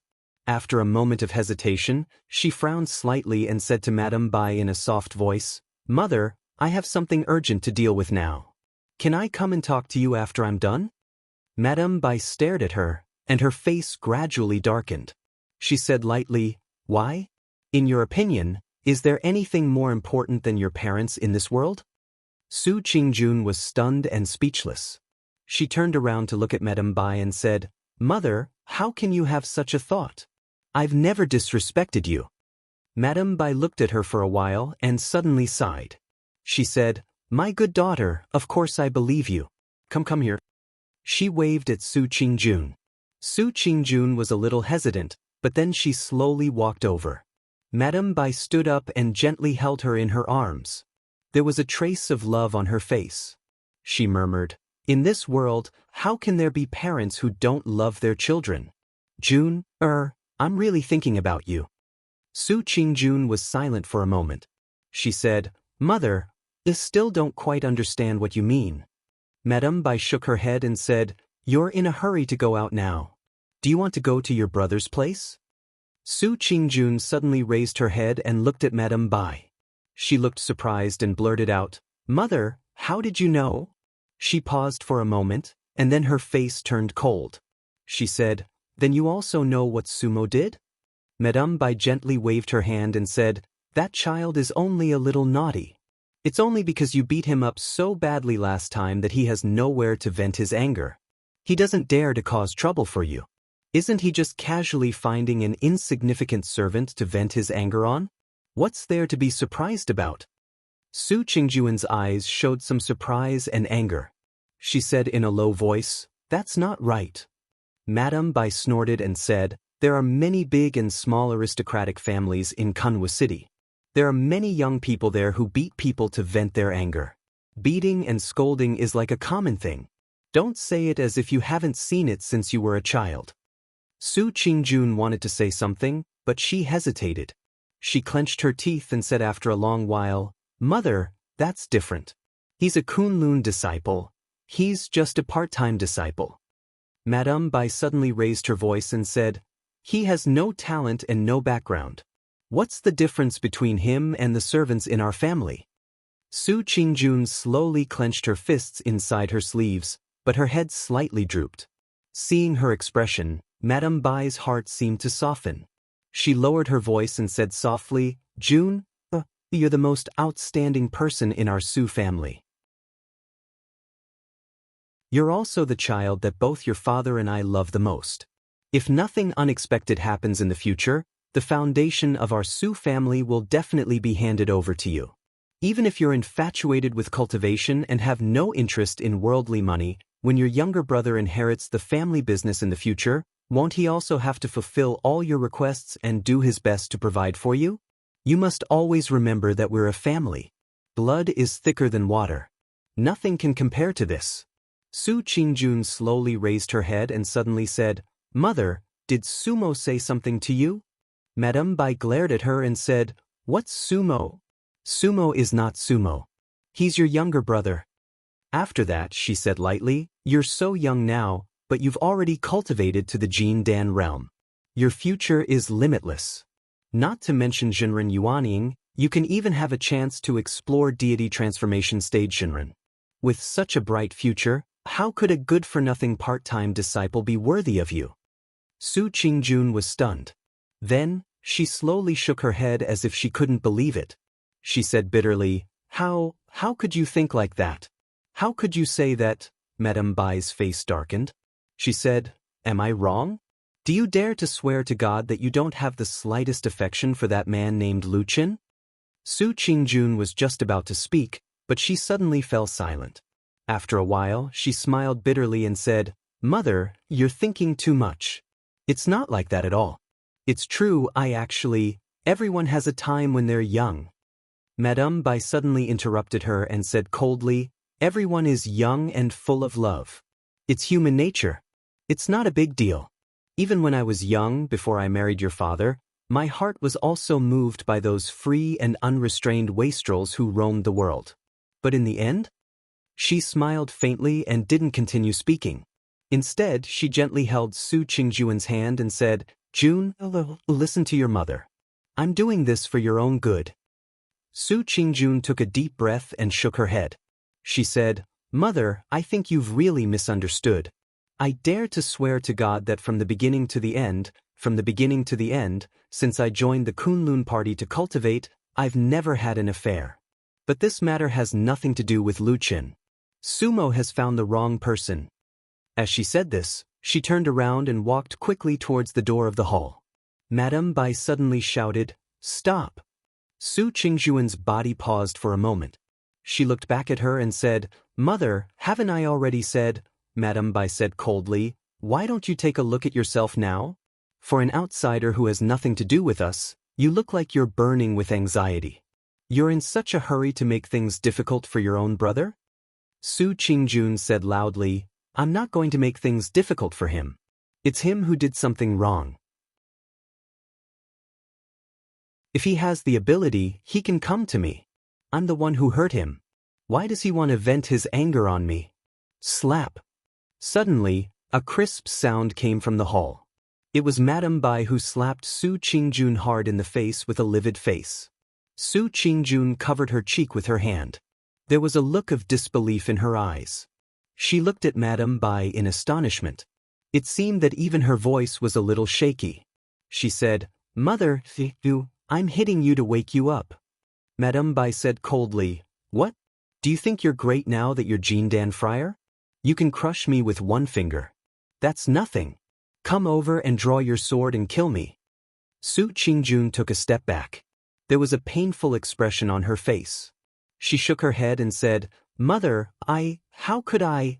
Madame Bai took a deep breath and calmed down her unusually excited mood. Then she stared at Su Qingjun and said, "Jun, listen to me. Your father and I are not young anymore. How can there be immortality in this world? Our only wish is that you and Mo can help each other for the rest of your life. Because in this world, there's no one who is closer than blood. If you don't believe in your own brother and this blood, who else can you believe in?" Looking at Su Qingjun, she raised her voice and yelled with unusual anger, "But now, you're going to make things difficult for your brother for an outsider. How can I be at ease after 100 years? Are you trying to anger me to death?" She scolded Su Qingjun angrily, as if she was looking at a child who was resentful of iron for not becoming steel. There was even a faint trace of tears in her eyes. Su Qingjun stepped back in a daze. She grew up listening to heaven and earth, her parents, and her teachers. She was taught to be respectful, and she had always done so. For so many years, no one had ever said that she was wrong. No one had ever not praised her for being sensible and polite. Everyone thought that she was the best daughter in the world. But all of this seemed to have suddenly changed today. "Are you trying to anger me to death?" Her mother's question exploded in her ears like a clap of thunder, causing her to feel dizzy and her mind to go blank. She staggered a few steps back. As if it was instinctive, she subconsciously wanted to walk out. "Listen, I won't argue with you about the matter of you hurting him last time, seeing that we are a family." Madame Bai looked at her coldly from behind and said, "But if you dare to find trouble with him again, I will kill myself in this hall, in front of you." Su Qingjun's body shook and her face instantly turned pale. She turned around and looked at Madame Bai, as if she was looking at a stranger. 2 streams of tears flowed down her cheeks and she said in a trembling voice, "Mother, why do you have to do this? Why do you have to do this?" Madame Bai's face was ashen as she turned around and no longer looked at her. She said, "If you really dare to disobey me, then go and try it yourself. Otherwise, hurry up and leave this place now. Immediately return to Kunlun Mountain. Leave immediately." At the end of her words, her tone was harsh and stern. Su Qingjun looked at her in a daze. Then she slowly walked out of the hall. Under the strange gazes of the servants, she used her hand to wipe away the tears on her face. This way, she could pretend that she was still perfect. She slowly, step by step, walked towards the front. From the depths of the mansion, tyrannical laughter and painful voices still floated over from time to time.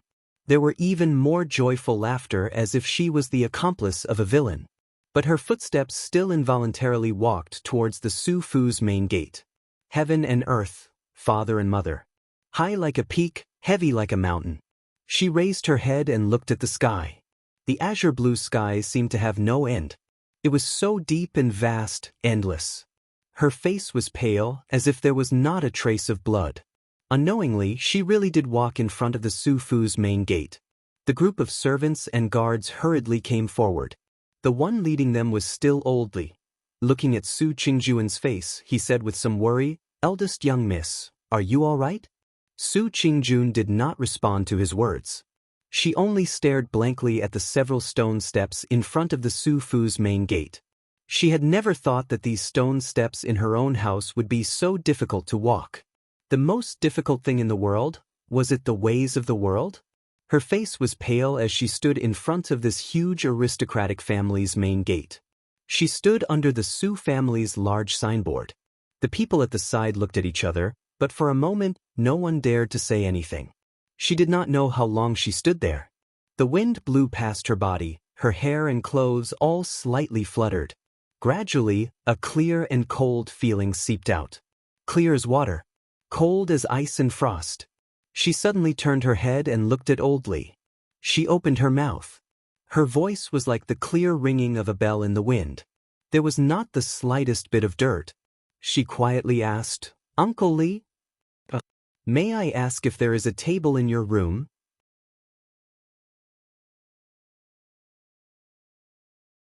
Chapter 170. That day was supposed to be a very, very ordinary day in Kanwa City. It was bustling, people coming and going, merchants and goods flourishing. The cultivators were in high spirits, and the ordinary mortals lived in peace and contentment. The big clans in the city were also like this, enjoying the shade under their own big trees, peacefully and leisurely passing every good time. How many years had it been? Hadn't it always been like this? No one had ever thought of changing, and no one was willing to change. The Su family, a big clan in Kanwa City, was also like this. Until that quiet afternoon, when an exceptionally mournful and soul-shaking sharp whistle suddenly appeared in this deep courtyard, as if it had pierced through the heaven and earth and shattered all the tranquility, tearing everything to shreds. Boom! It was a deafening sound. Like a thunderbolt on a clear day, like a thunderstorm, it exploded in this big residence, causing everyone to turn their heads in astonishment, causing the hall to shake, and causing the ground to tremble.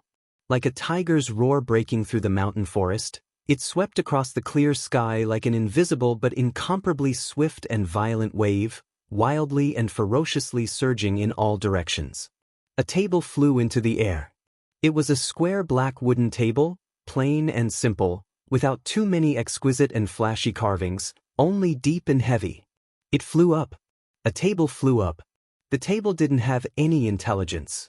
If it did, it certainly wouldn't have thought that in its ordinary life, it would unexpectedly have such a brilliant and world-shaking fortuitous encounter. It flew into the air, emitting a deafening sharp whistle, then broke through the sky and flew away. Wherever the flying table passed, it was invincible and unstoppable. People were thrown off their feet, horses were thrown off their feet, trees were toppled over, and walls were split open. Like a fierce tiger descending the mountain, like a divine dragon entering the sea, wild and unruly, with a violent determination, it advanced courageously. Amidst the rumbling sound, dust flew everywhere, and the entire Su residence was in chaos. Screams and cries instantly rang out everywhere. Everyone was overwhelmed with shock, not knowing what had happened. Only that table, alone and proud, flew over the crowd, passed over the gazes, knocked down the trees, and broke through the high walls. It was a flying table. It rushed into the sky and arrived with a rumbling sound. As a result, the sand and stones scattered and heaven and earth resonated with each other. A huge cloud of dust seemed to have condensed into an earth dragon, rumbling from afar. It was like a hot knife through butter. From the depths of the pavilions and courtyards, it forcibly broke open a path to that small courtyard. Finally, in a deafening noise, a large hole was first smashed open in Sumo's courtyard. Then cracks appeared everywhere, and strange noises were heard. A moment later, in a rumbling noise, an entire wall collapsed with a loud rumble. Dust flew up into the air. Everyone was dumbstruck. They turned their heads to look in that direction, and in the depths of the dust cloud, a faint breeze blew over. A figure slowly walked out from the thick dust cloud. With a long sword on his back, his expression was cold. Like a lonely and proud woman in the world, she stepped through the dust and walked into this place. The air reeked of blood. Su Qingjuan's gaze passed through the shocked crowd and saw Lu Chen lying on the ground. That man seemed to have lost a lot of blood. There seemed to be many wounds on his body. Those wounds looked very deep and heavy. In some places, not only blood and flesh could be seen, but even white bones could be seen. It was a horrible sight, and it made one's hair stand. But for some reason, even with such heavy injuries, the man did not faint. He seemed to still be very conscious. Even if this was an unbearable pain for ordinary people, he would rather endure it than lose his consciousness. Or perhaps he was already used to this kind of pain. When he turned his head to look in the pool of blood, his gaze met with Su Qingjuan's in the air. He looked at her walking over. He was lying in a pool of blood. There did not seem to be much pain on his face at that moment. He was even in the blood. Facing her, he smiled slightly. That bloody smile was shocking and soul-stirring. It was like a sharp sword piercing into her chest, like a raging fire burning her soul. Su Qingjun held her breath. Her body trembled slightly. She clenched her teeth tightly. Just when she wanted to control herself again, she saw that beside the man lying on the ground, there were those terrifying and twisted instruments of torture scattered all over the ground. Those sharp, twisted and bloody blades. It was as if a sudden clap of thunder had suddenly exploded above her head. It was as if a demonic beast lying dormant in the depths of her heart was roaring. That surge of hot blood rushed to her heart, causing her heart to go blank for a moment. She opened her mouth slightly, as if she wanted to say something. But for some reason, not a single word came out. She could only stare blankly at the man lying in a pool of blood. She clenched her teeth, and a few tears flowed down from the corner of her eyes. Then, like a young child, she used the back of her hand to wipe away the sparkling and dazzling tears on her cheeks. "Hey, Sister June, why have you come?" A voice called out from the front. It was Sumo, who was sitting on the chair in front of the small building. She straightened her body and smiled at Su Qingjun. "Why did you make such a big scene?" "Sister, you are going to tear down our house." "But it doesn't matter. Our house doesn't have anything else but money. You can tear it down however you want. At most, we can just rebuild it again in the future." Su Qingjun glanced at Sumo. Without saying a word, she stepped forward and walked towards Lu Chen. The smile on Sumo's face froze. She looked at Su Qian and Su Wen, who were standing beside her. Su Qian coughed and gave a look to the attendants standing below. After a while, someone came over to greet Su Qingjun. He forced a smile and said, "Eldest miss, look, this is the person that young Master Mo wants." His voice hadn't even finished resounding in the air when a shrill cry suddenly resounded from his mouth. His entire body suddenly rose from the ground. Su Qingjun had stretched out her hand, grabbed his shirt, and then tossed him away like a rock. The dumbfounded crowd watched as the man in midair drew an arc across half of the courtyard. Then, with a bang, he slammed heavily into the wall that was still standing on the opposite side. In an instant, a clear human imprint was left on the wall. Then, with blood flowing from his mouth and nose, he fell to the ground motionlessly. It seemed that he had fainted. In the small courtyard, there was a sudden silence. After a while, there was suddenly an angry and irritable voice. It was Sumo. She shouted from the front, "What are you doing? Are you trying to show off to me? Don't forget that we are brother and sister." "Brother and sister. Because of an outsider, you caused me to be like this. Is it not enough you still want to beat me? Come, if you have the guts, then beat me to death. Beat me to death." He roared furiously, like an irritable beast. Su Qingjun looked coldly at him in front of the small building. Her eyes were as cold as snow. She suddenly raised her hand. In this chaotic small courtyard, a clear dragon roar was heard. It was like a ray of autumn water shining into the dust, like a pool of clear water washing the world. A ray of sword light lit up, illuminating her peerless face and reflecting in her clear and bright eyes, emitting a dazzling radiance. The long sword on her back flew out of its sheath. The sword shadows filled the sky. A strange scene appeared. Under the clear sky, a full moon suddenly appeared in the sky. Cold and lonely, unattainable. The moonlight, like water, fell into the world, illuminating the sword light. The sword blade reflected the moonlight. The moonlight turned into silence. All living things in the world held their breath.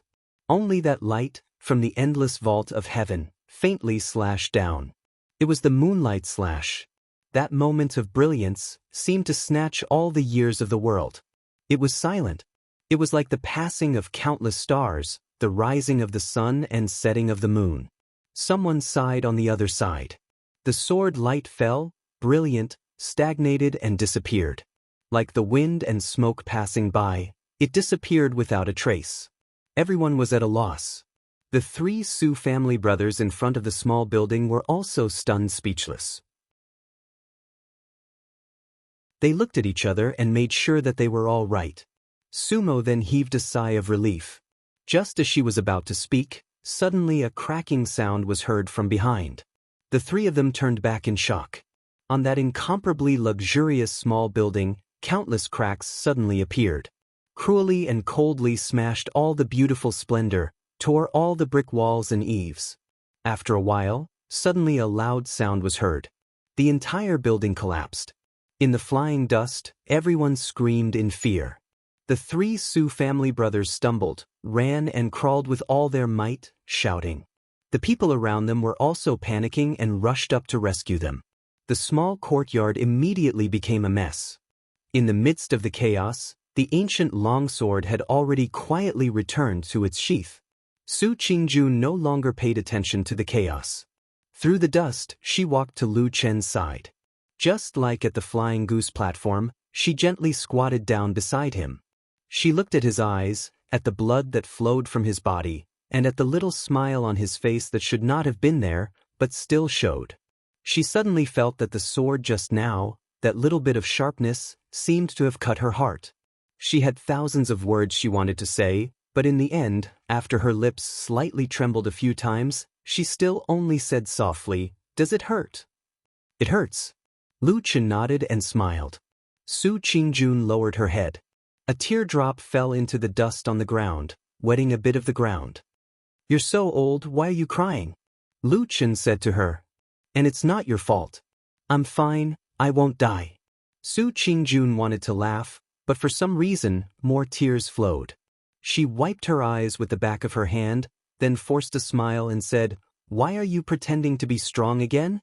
When I was outside, I heard your cry." Lu Chen said, "I didn't want to scream at first, but then I saw a golden light in the sky. I thought that in the Su family, probably only you, Jean Dan Friar, would come. So I shouted to see if you would come to save me." Su Qingjun nodded and said, "You're so smart." Lu Chen said, "Isn't that so?"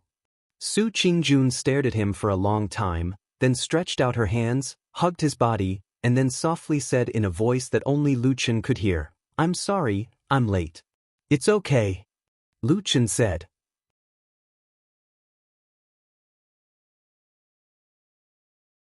Chapter 171. Warm blood flowed down from his body and quickly dyed her clothes. Her beautiful and clean clothes also seemed to be dyed with a layer of strange blood. However, Su Qingjun did not care about this. She was more concerned that when she wanted to pick up Lu Chen's body, she discovered that there were even deeper and more cruel wounds on his body. She stared blankly for a while and found that it was difficult to make Lu Chen stand on his own. She could only gently put him down. Then, looking at the bloody mess on his body, she said in a low voice, "Wait for me." Then she stood up and looked around. She walked towards the small courtyard where many attendants, including the three Su family brothers, were standing together. The power of the moonlight slash just now was too strong. It had already frightened everyone here, including Sumo, who had not yet recovered. When they saw Su Qingjun walk over, everyone immediately took a few steps back with a look of fear on their faces. Su Qingjun's face was as cold as frost. She pointed at one of the attendants who looked a bit cleaner and said, "Take off your outer clothes." That attendant was stunned for a moment and said in surprise, "What?" Su Qingjun did not say it a second time. She only looked at him coldly. That attendant's legs instantly went soft. He repeatedly said, "Good, good, good." As he said this, he hurriedly took off his outer clothes. He was afraid that if he was a bit slower, his hands and feet would also leave his body like the clothes. Su Qingjun grabbed the outer clothes and walked back to Lu Chen's side. Then she carefully wrapped his body with the clothes, not letting those bloody wounds be exposed in the dust. Lu Chen smiled and said, "There's no need to go through so much trouble." Su Qingjun looked at him and said in a low voice, "Why didn't you die from the pain?" Lu Chen laughed loudly. But after laughing a few times, his voice twisted like the muscles on his face. He sucked in a breath of cold air. It seemed that he had touched a wound somewhere. Su Qingjun shook her head. There was a trace of worry in her eyes. She used all her strength to help him up. At the same time, she put one of Lu Chen's arms on her shoulder so that most of his body was leaning on her body. Then she was about to leave. In the eyes of the other people in the small courtyard, this kind of action was like they had seen a ghost. Especially the three Su family brothers, their faces were full of shock. Sumo was the first to jump out. But it seemed that her injuries had not healed very well. She tripped and almost fell. Fortunately, she was supported by Su Qian and Su Wen. He barely managed to stand and shouted at Su Qingyun, "Sister, what are you doing? Do you have an affair with this person?" Su Qingjun looked at him coldly and said, "Shut your stinky mouth." Sumo was furious and shouted, "I am your brother from the same father and mother. Why can't I tell you about your affairs?"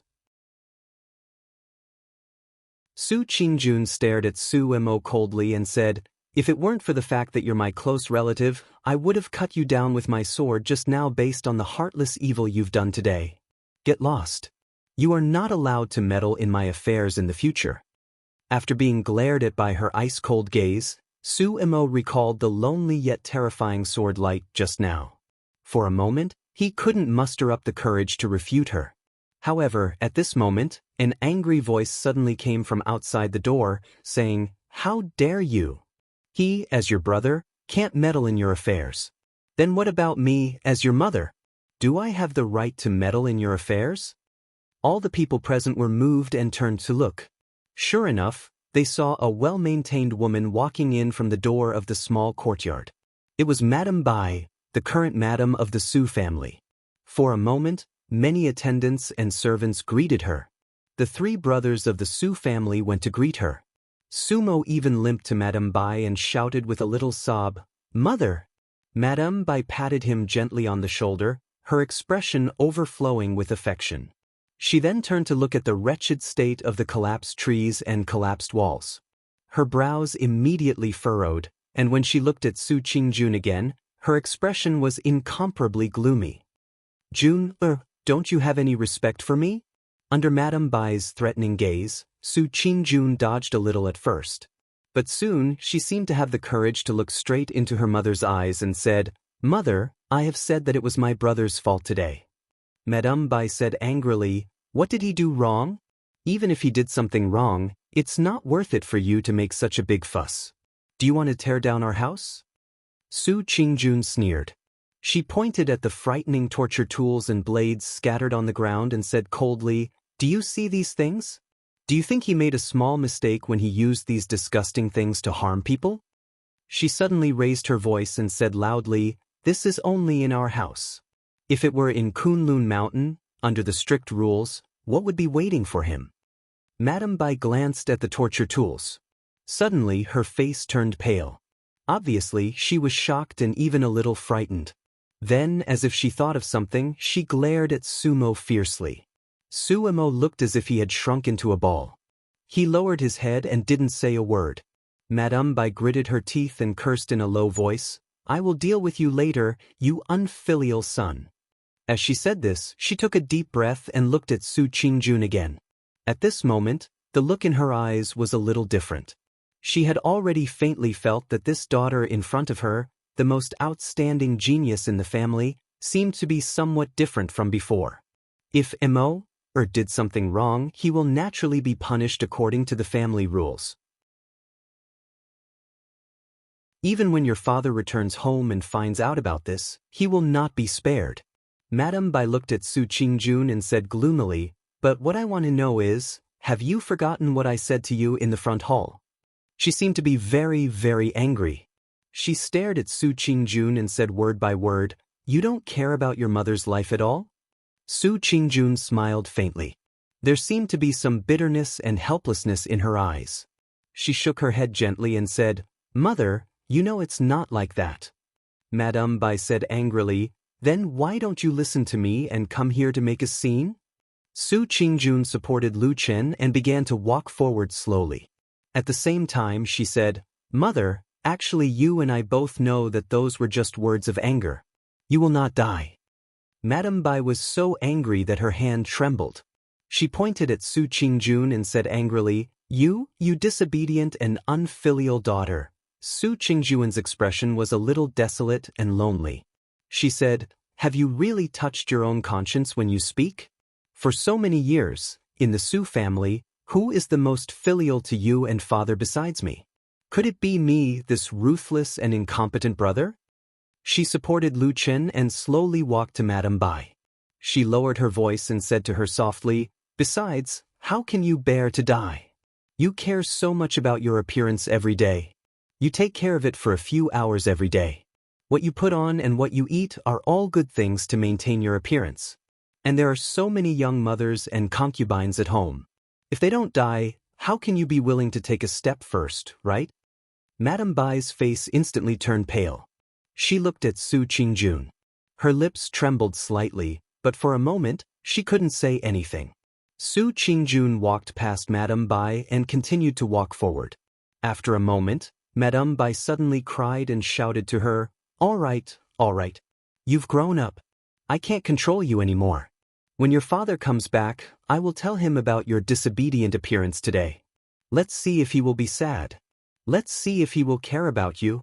Su Qingjuan's footsteps paused for a moment. Then she turned around and looked at her with a strange expression. For a moment, Madame Bai felt uncomfortable under her gaze. She couldn't help but take a step back. Su Qingjun smiled faintly and said, "Mother, don't lie to yourself anymore. Father is much more practical than you. He must know that in the next 10 or even 100 years, who will the Su family really rely on? Will it be me, a 22-year-old Jean Dan friar, or a group of useless brothers? You see, actually, I really understand everything. I can see everything," Su Qingjun said to her quietly. "It's just that I didn't say anything before." The small courtyard was silent. Everyone was intimidated by Su Qingjuan's aura. No one dared to step forward to stop her. They just watched as Su Qingjun slowly half-carried and half-supported Lu Chen out of the small courtyard. When they were about to walk out of the door, Lu Chen, who had been leaning on Su Qingjun, suddenly smiled and said in a low voice, "Well said. Oh, it's all right. Very powerful. Very imposing. Isn't this all thanks to you?" Su Qingjun said softly. "Well, it's all because you taught me to flip tables." "Is that so? Then I'm also very powerful." "Is it powerful to be almost beaten to death?" "You really don't know how to chat," Lu Chen said helplessly. That day, many people in Kunwa City saw the light that once again soared into the sky. They saw the ending of Su Qingjun rushing to save Lu Chen. Among them, the people who saw it the most clearly were the onlookers from the beginning to the end of the Su residence. He Gang and Old Ma were the people who stood outside the Su residence from the beginning to the end. But their reactions were completely different. He Gang looked at the light that went far away in the sky. His eyes were full of hatred, as if they were about to spit fire. He gritted his teeth and cursed so loudly that no one could hear him. Then he turned around and left with large strides. "I must inform Big Brother about this matter as soon as possible. That bitch was moved by an ant-like odd-job disciple. She must be a fickle person. She's absolutely not worthy of Big Brother. I must warn Big Brother. Moreover, they are both famous geniuses. If there is a fight in the future, it's not like I can't make use of that ant named Lu Chen." Behind He Gang, the slightly plump old Ma looked like he finally heaved a sigh of relief. His whole body relaxed. But a moment later, when he looked at the Su residence's door again, his gaze changed. It was ice cold with a trace of callousness. Like a wolf or a tiger.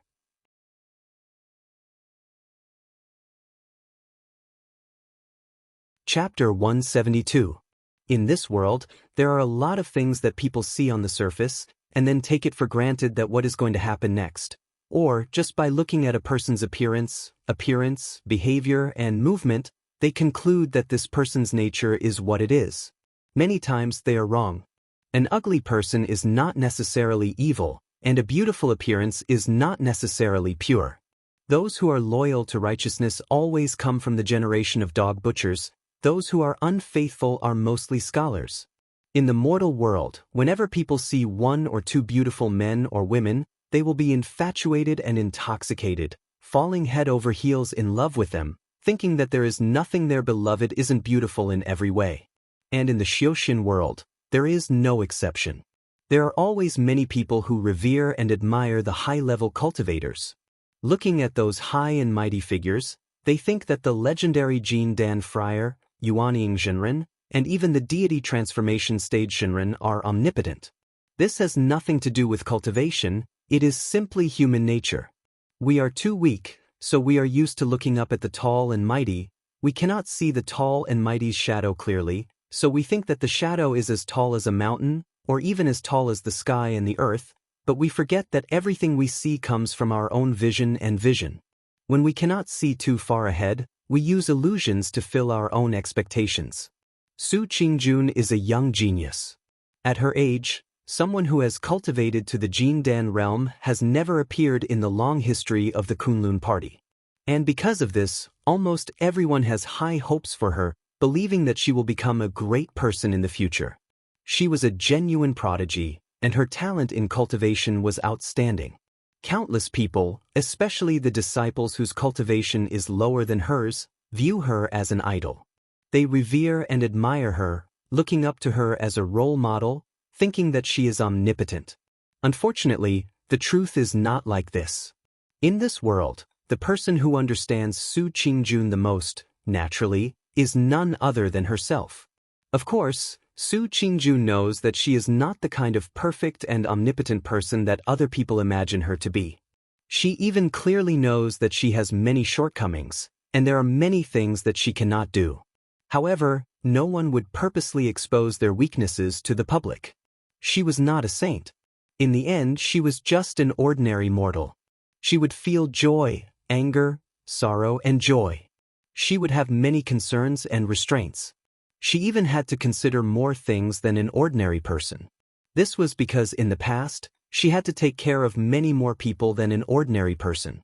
Like all geniuses or those who are loved and revered by others, Su Qingjun instinctively hides all of her shortcomings.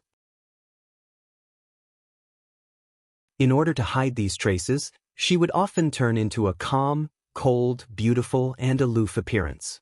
This effect is tried and true. Those who admire her are distanced from her by her actions. They cannot really get close to her. It is as if their eyes can only look at her figure from afar. So what they see in their eyes is a blurry shadow. So they cannot see the truth. So none of them can see the true appearance of that person. So everyone begins to imagine her to be exceptionally beautiful, turning her into the legendary omnipotent and peerless fairy. Just like countless similar things in the world. This has nothing to do with cultivation, it is just human nature. But what is fake is not real. What is impossible will never be true. Like a thin piece of paper that has been soaked in water, it will be pierced by reality. That day, Su Qingjun feels like she is that thin piece of paper that has been soaked in water. When she intimidates the Su family and chases away everyone, including her mother Madame Bai, she brings Lu Chen back to Fiantai in Kunlun Mountain. The momentum of that moment, the awe-inspiring presence, the resolute words, and the sharp words all make her look so perfect. Even the seriously injured Lu Chen admires her. After she returns to the mountain, she helps Lu Chen back to the hut and puts him down on the bed. Looking at this man who is covered in blood, Su Qingjun panics. Because she does not know how to treat injuries. This was a method that many cultivators, even low-level cultivators with low cultivation and even rogue cultivators were very familiar with, but she didn't know how to do it. Su Qingjun hurriedly brings out a lot of bottles and jars from the cave, which are filled with all kinds of precious herbs and elixirs. Then she looks at Lu Chen who has countless wounds all over his body, and is dumbfounded. As a proud daughter of heaven from a noble family, when has she ever needed to personally deal with this kind of thing? But seeing the urgency of the matter, Su Qingjun does not care too much, and can only do whatever she wants. Therefore, those precious medicinal powders and elixirs are casually smeared on Lu Chen's wounds. She does not know if they have any effect, but the bleeding does stop very quickly. Su Qingjun is immediately happy, and then she grabs a few bottles of famous Kunlun elixirs and stuffs them into Lu Chen's mouth. Cough, cough, cough. Lu Chen, who was pretending to be asleep, coughs violently. He quickly reaches out to block Su Qingjun's medicine bottle, and then weakly says, "Don't worry, I won't die for a while." Let's not talk about whether you can cure me like this. I always feel that I might choke to death. Su Qingjun glares at him and says, I am kind enough to give you elixirs, but you talk too much. Are you going to eat it or not? Lu Chen nodded repeatedly and says, I have to, but can I eat it later? Besides, I can't eat so many elixirs at once, or else the medicinal effects will backfire, and it will be no different from poison. Su Qingjun snorts, seems to know that she is a little too hasty, and puts the jade bottles on the table beside her, and says, You don't know how to appreciate my kindness. I'll leave those things here, you can eat them yourself later. Anyway, you are a mysterious person, and I don't know where you come from. You know a lot of things, and you should know these things, right? Lu Chen shook his head with some difficulty and says, There's no such thing.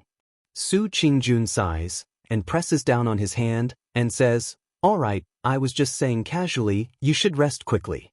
After saying that, she pauses for a moment, and her voice becomes a little deeper.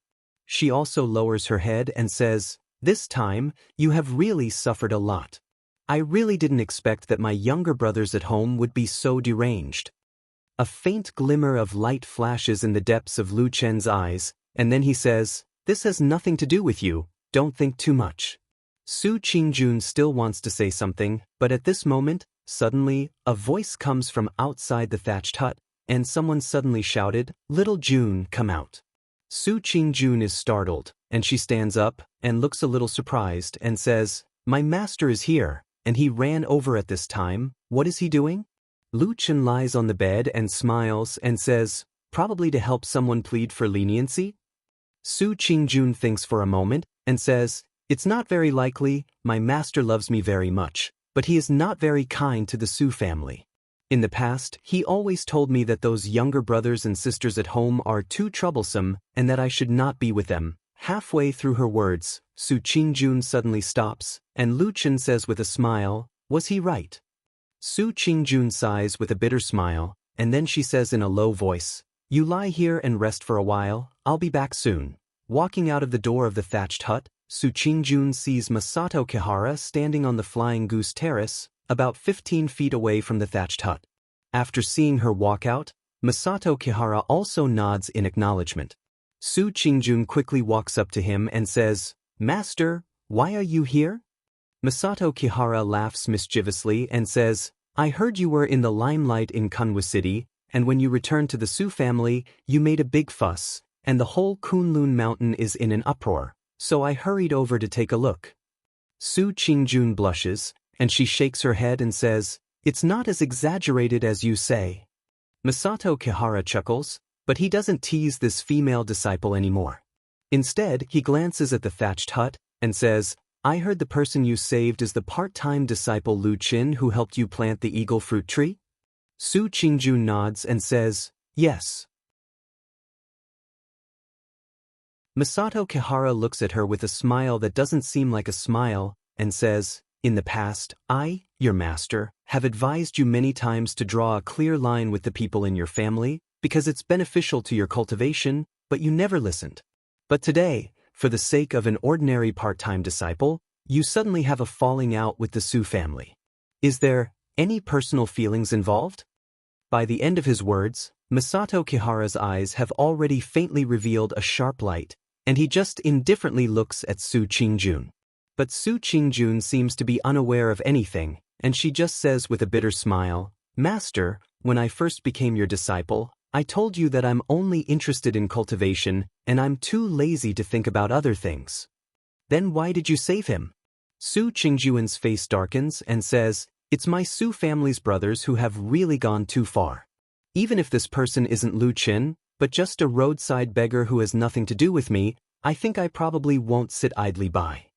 Masato Kihara stares at Su Qingjun for a moment, and suddenly nods and says, For you to think like this, it's somewhat beyond my expectations. But don't forget, you can save him for a while, but how can you save him for a lifetime? That Lu Chen's cultivation is low. In the future when he's cultivating on the Kunlun mountain, I'm afraid he'll most likely be attacked by the Su family both openly and covertly. Su Qingjun's expression suddenly turns cold. But Masato Kihara doesn't seem to have the intention to let her off, and only says with a smile, when that time comes, he's just an ordinary part-time disciple, and he can't really follow you for a lifetime. He and you are people from two completely different worlds, and he has to do all kinds of dirty and tiring work, while you're destined to be a person above others from birth.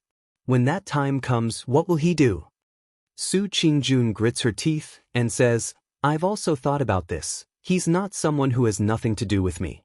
Masato Kihara's eyebrows twitches and says, oh, then I'm curious, he's not related to you in any way, and he's just an ordinary part-time disciple. What relationship does he have with you? Su Qingjun takes a deep breath and then says in a loud voice, Lu Qin is a disciple that I've just accepted. What? Masato Kihara is instantly stunned. Congratulations, Master, you've now risen a generation and become a Grandmaster. That you're tuning in to the Wandering Hero YouTube channel. Don't forget to subscribe and join us on this journey to catch the most captivating stories.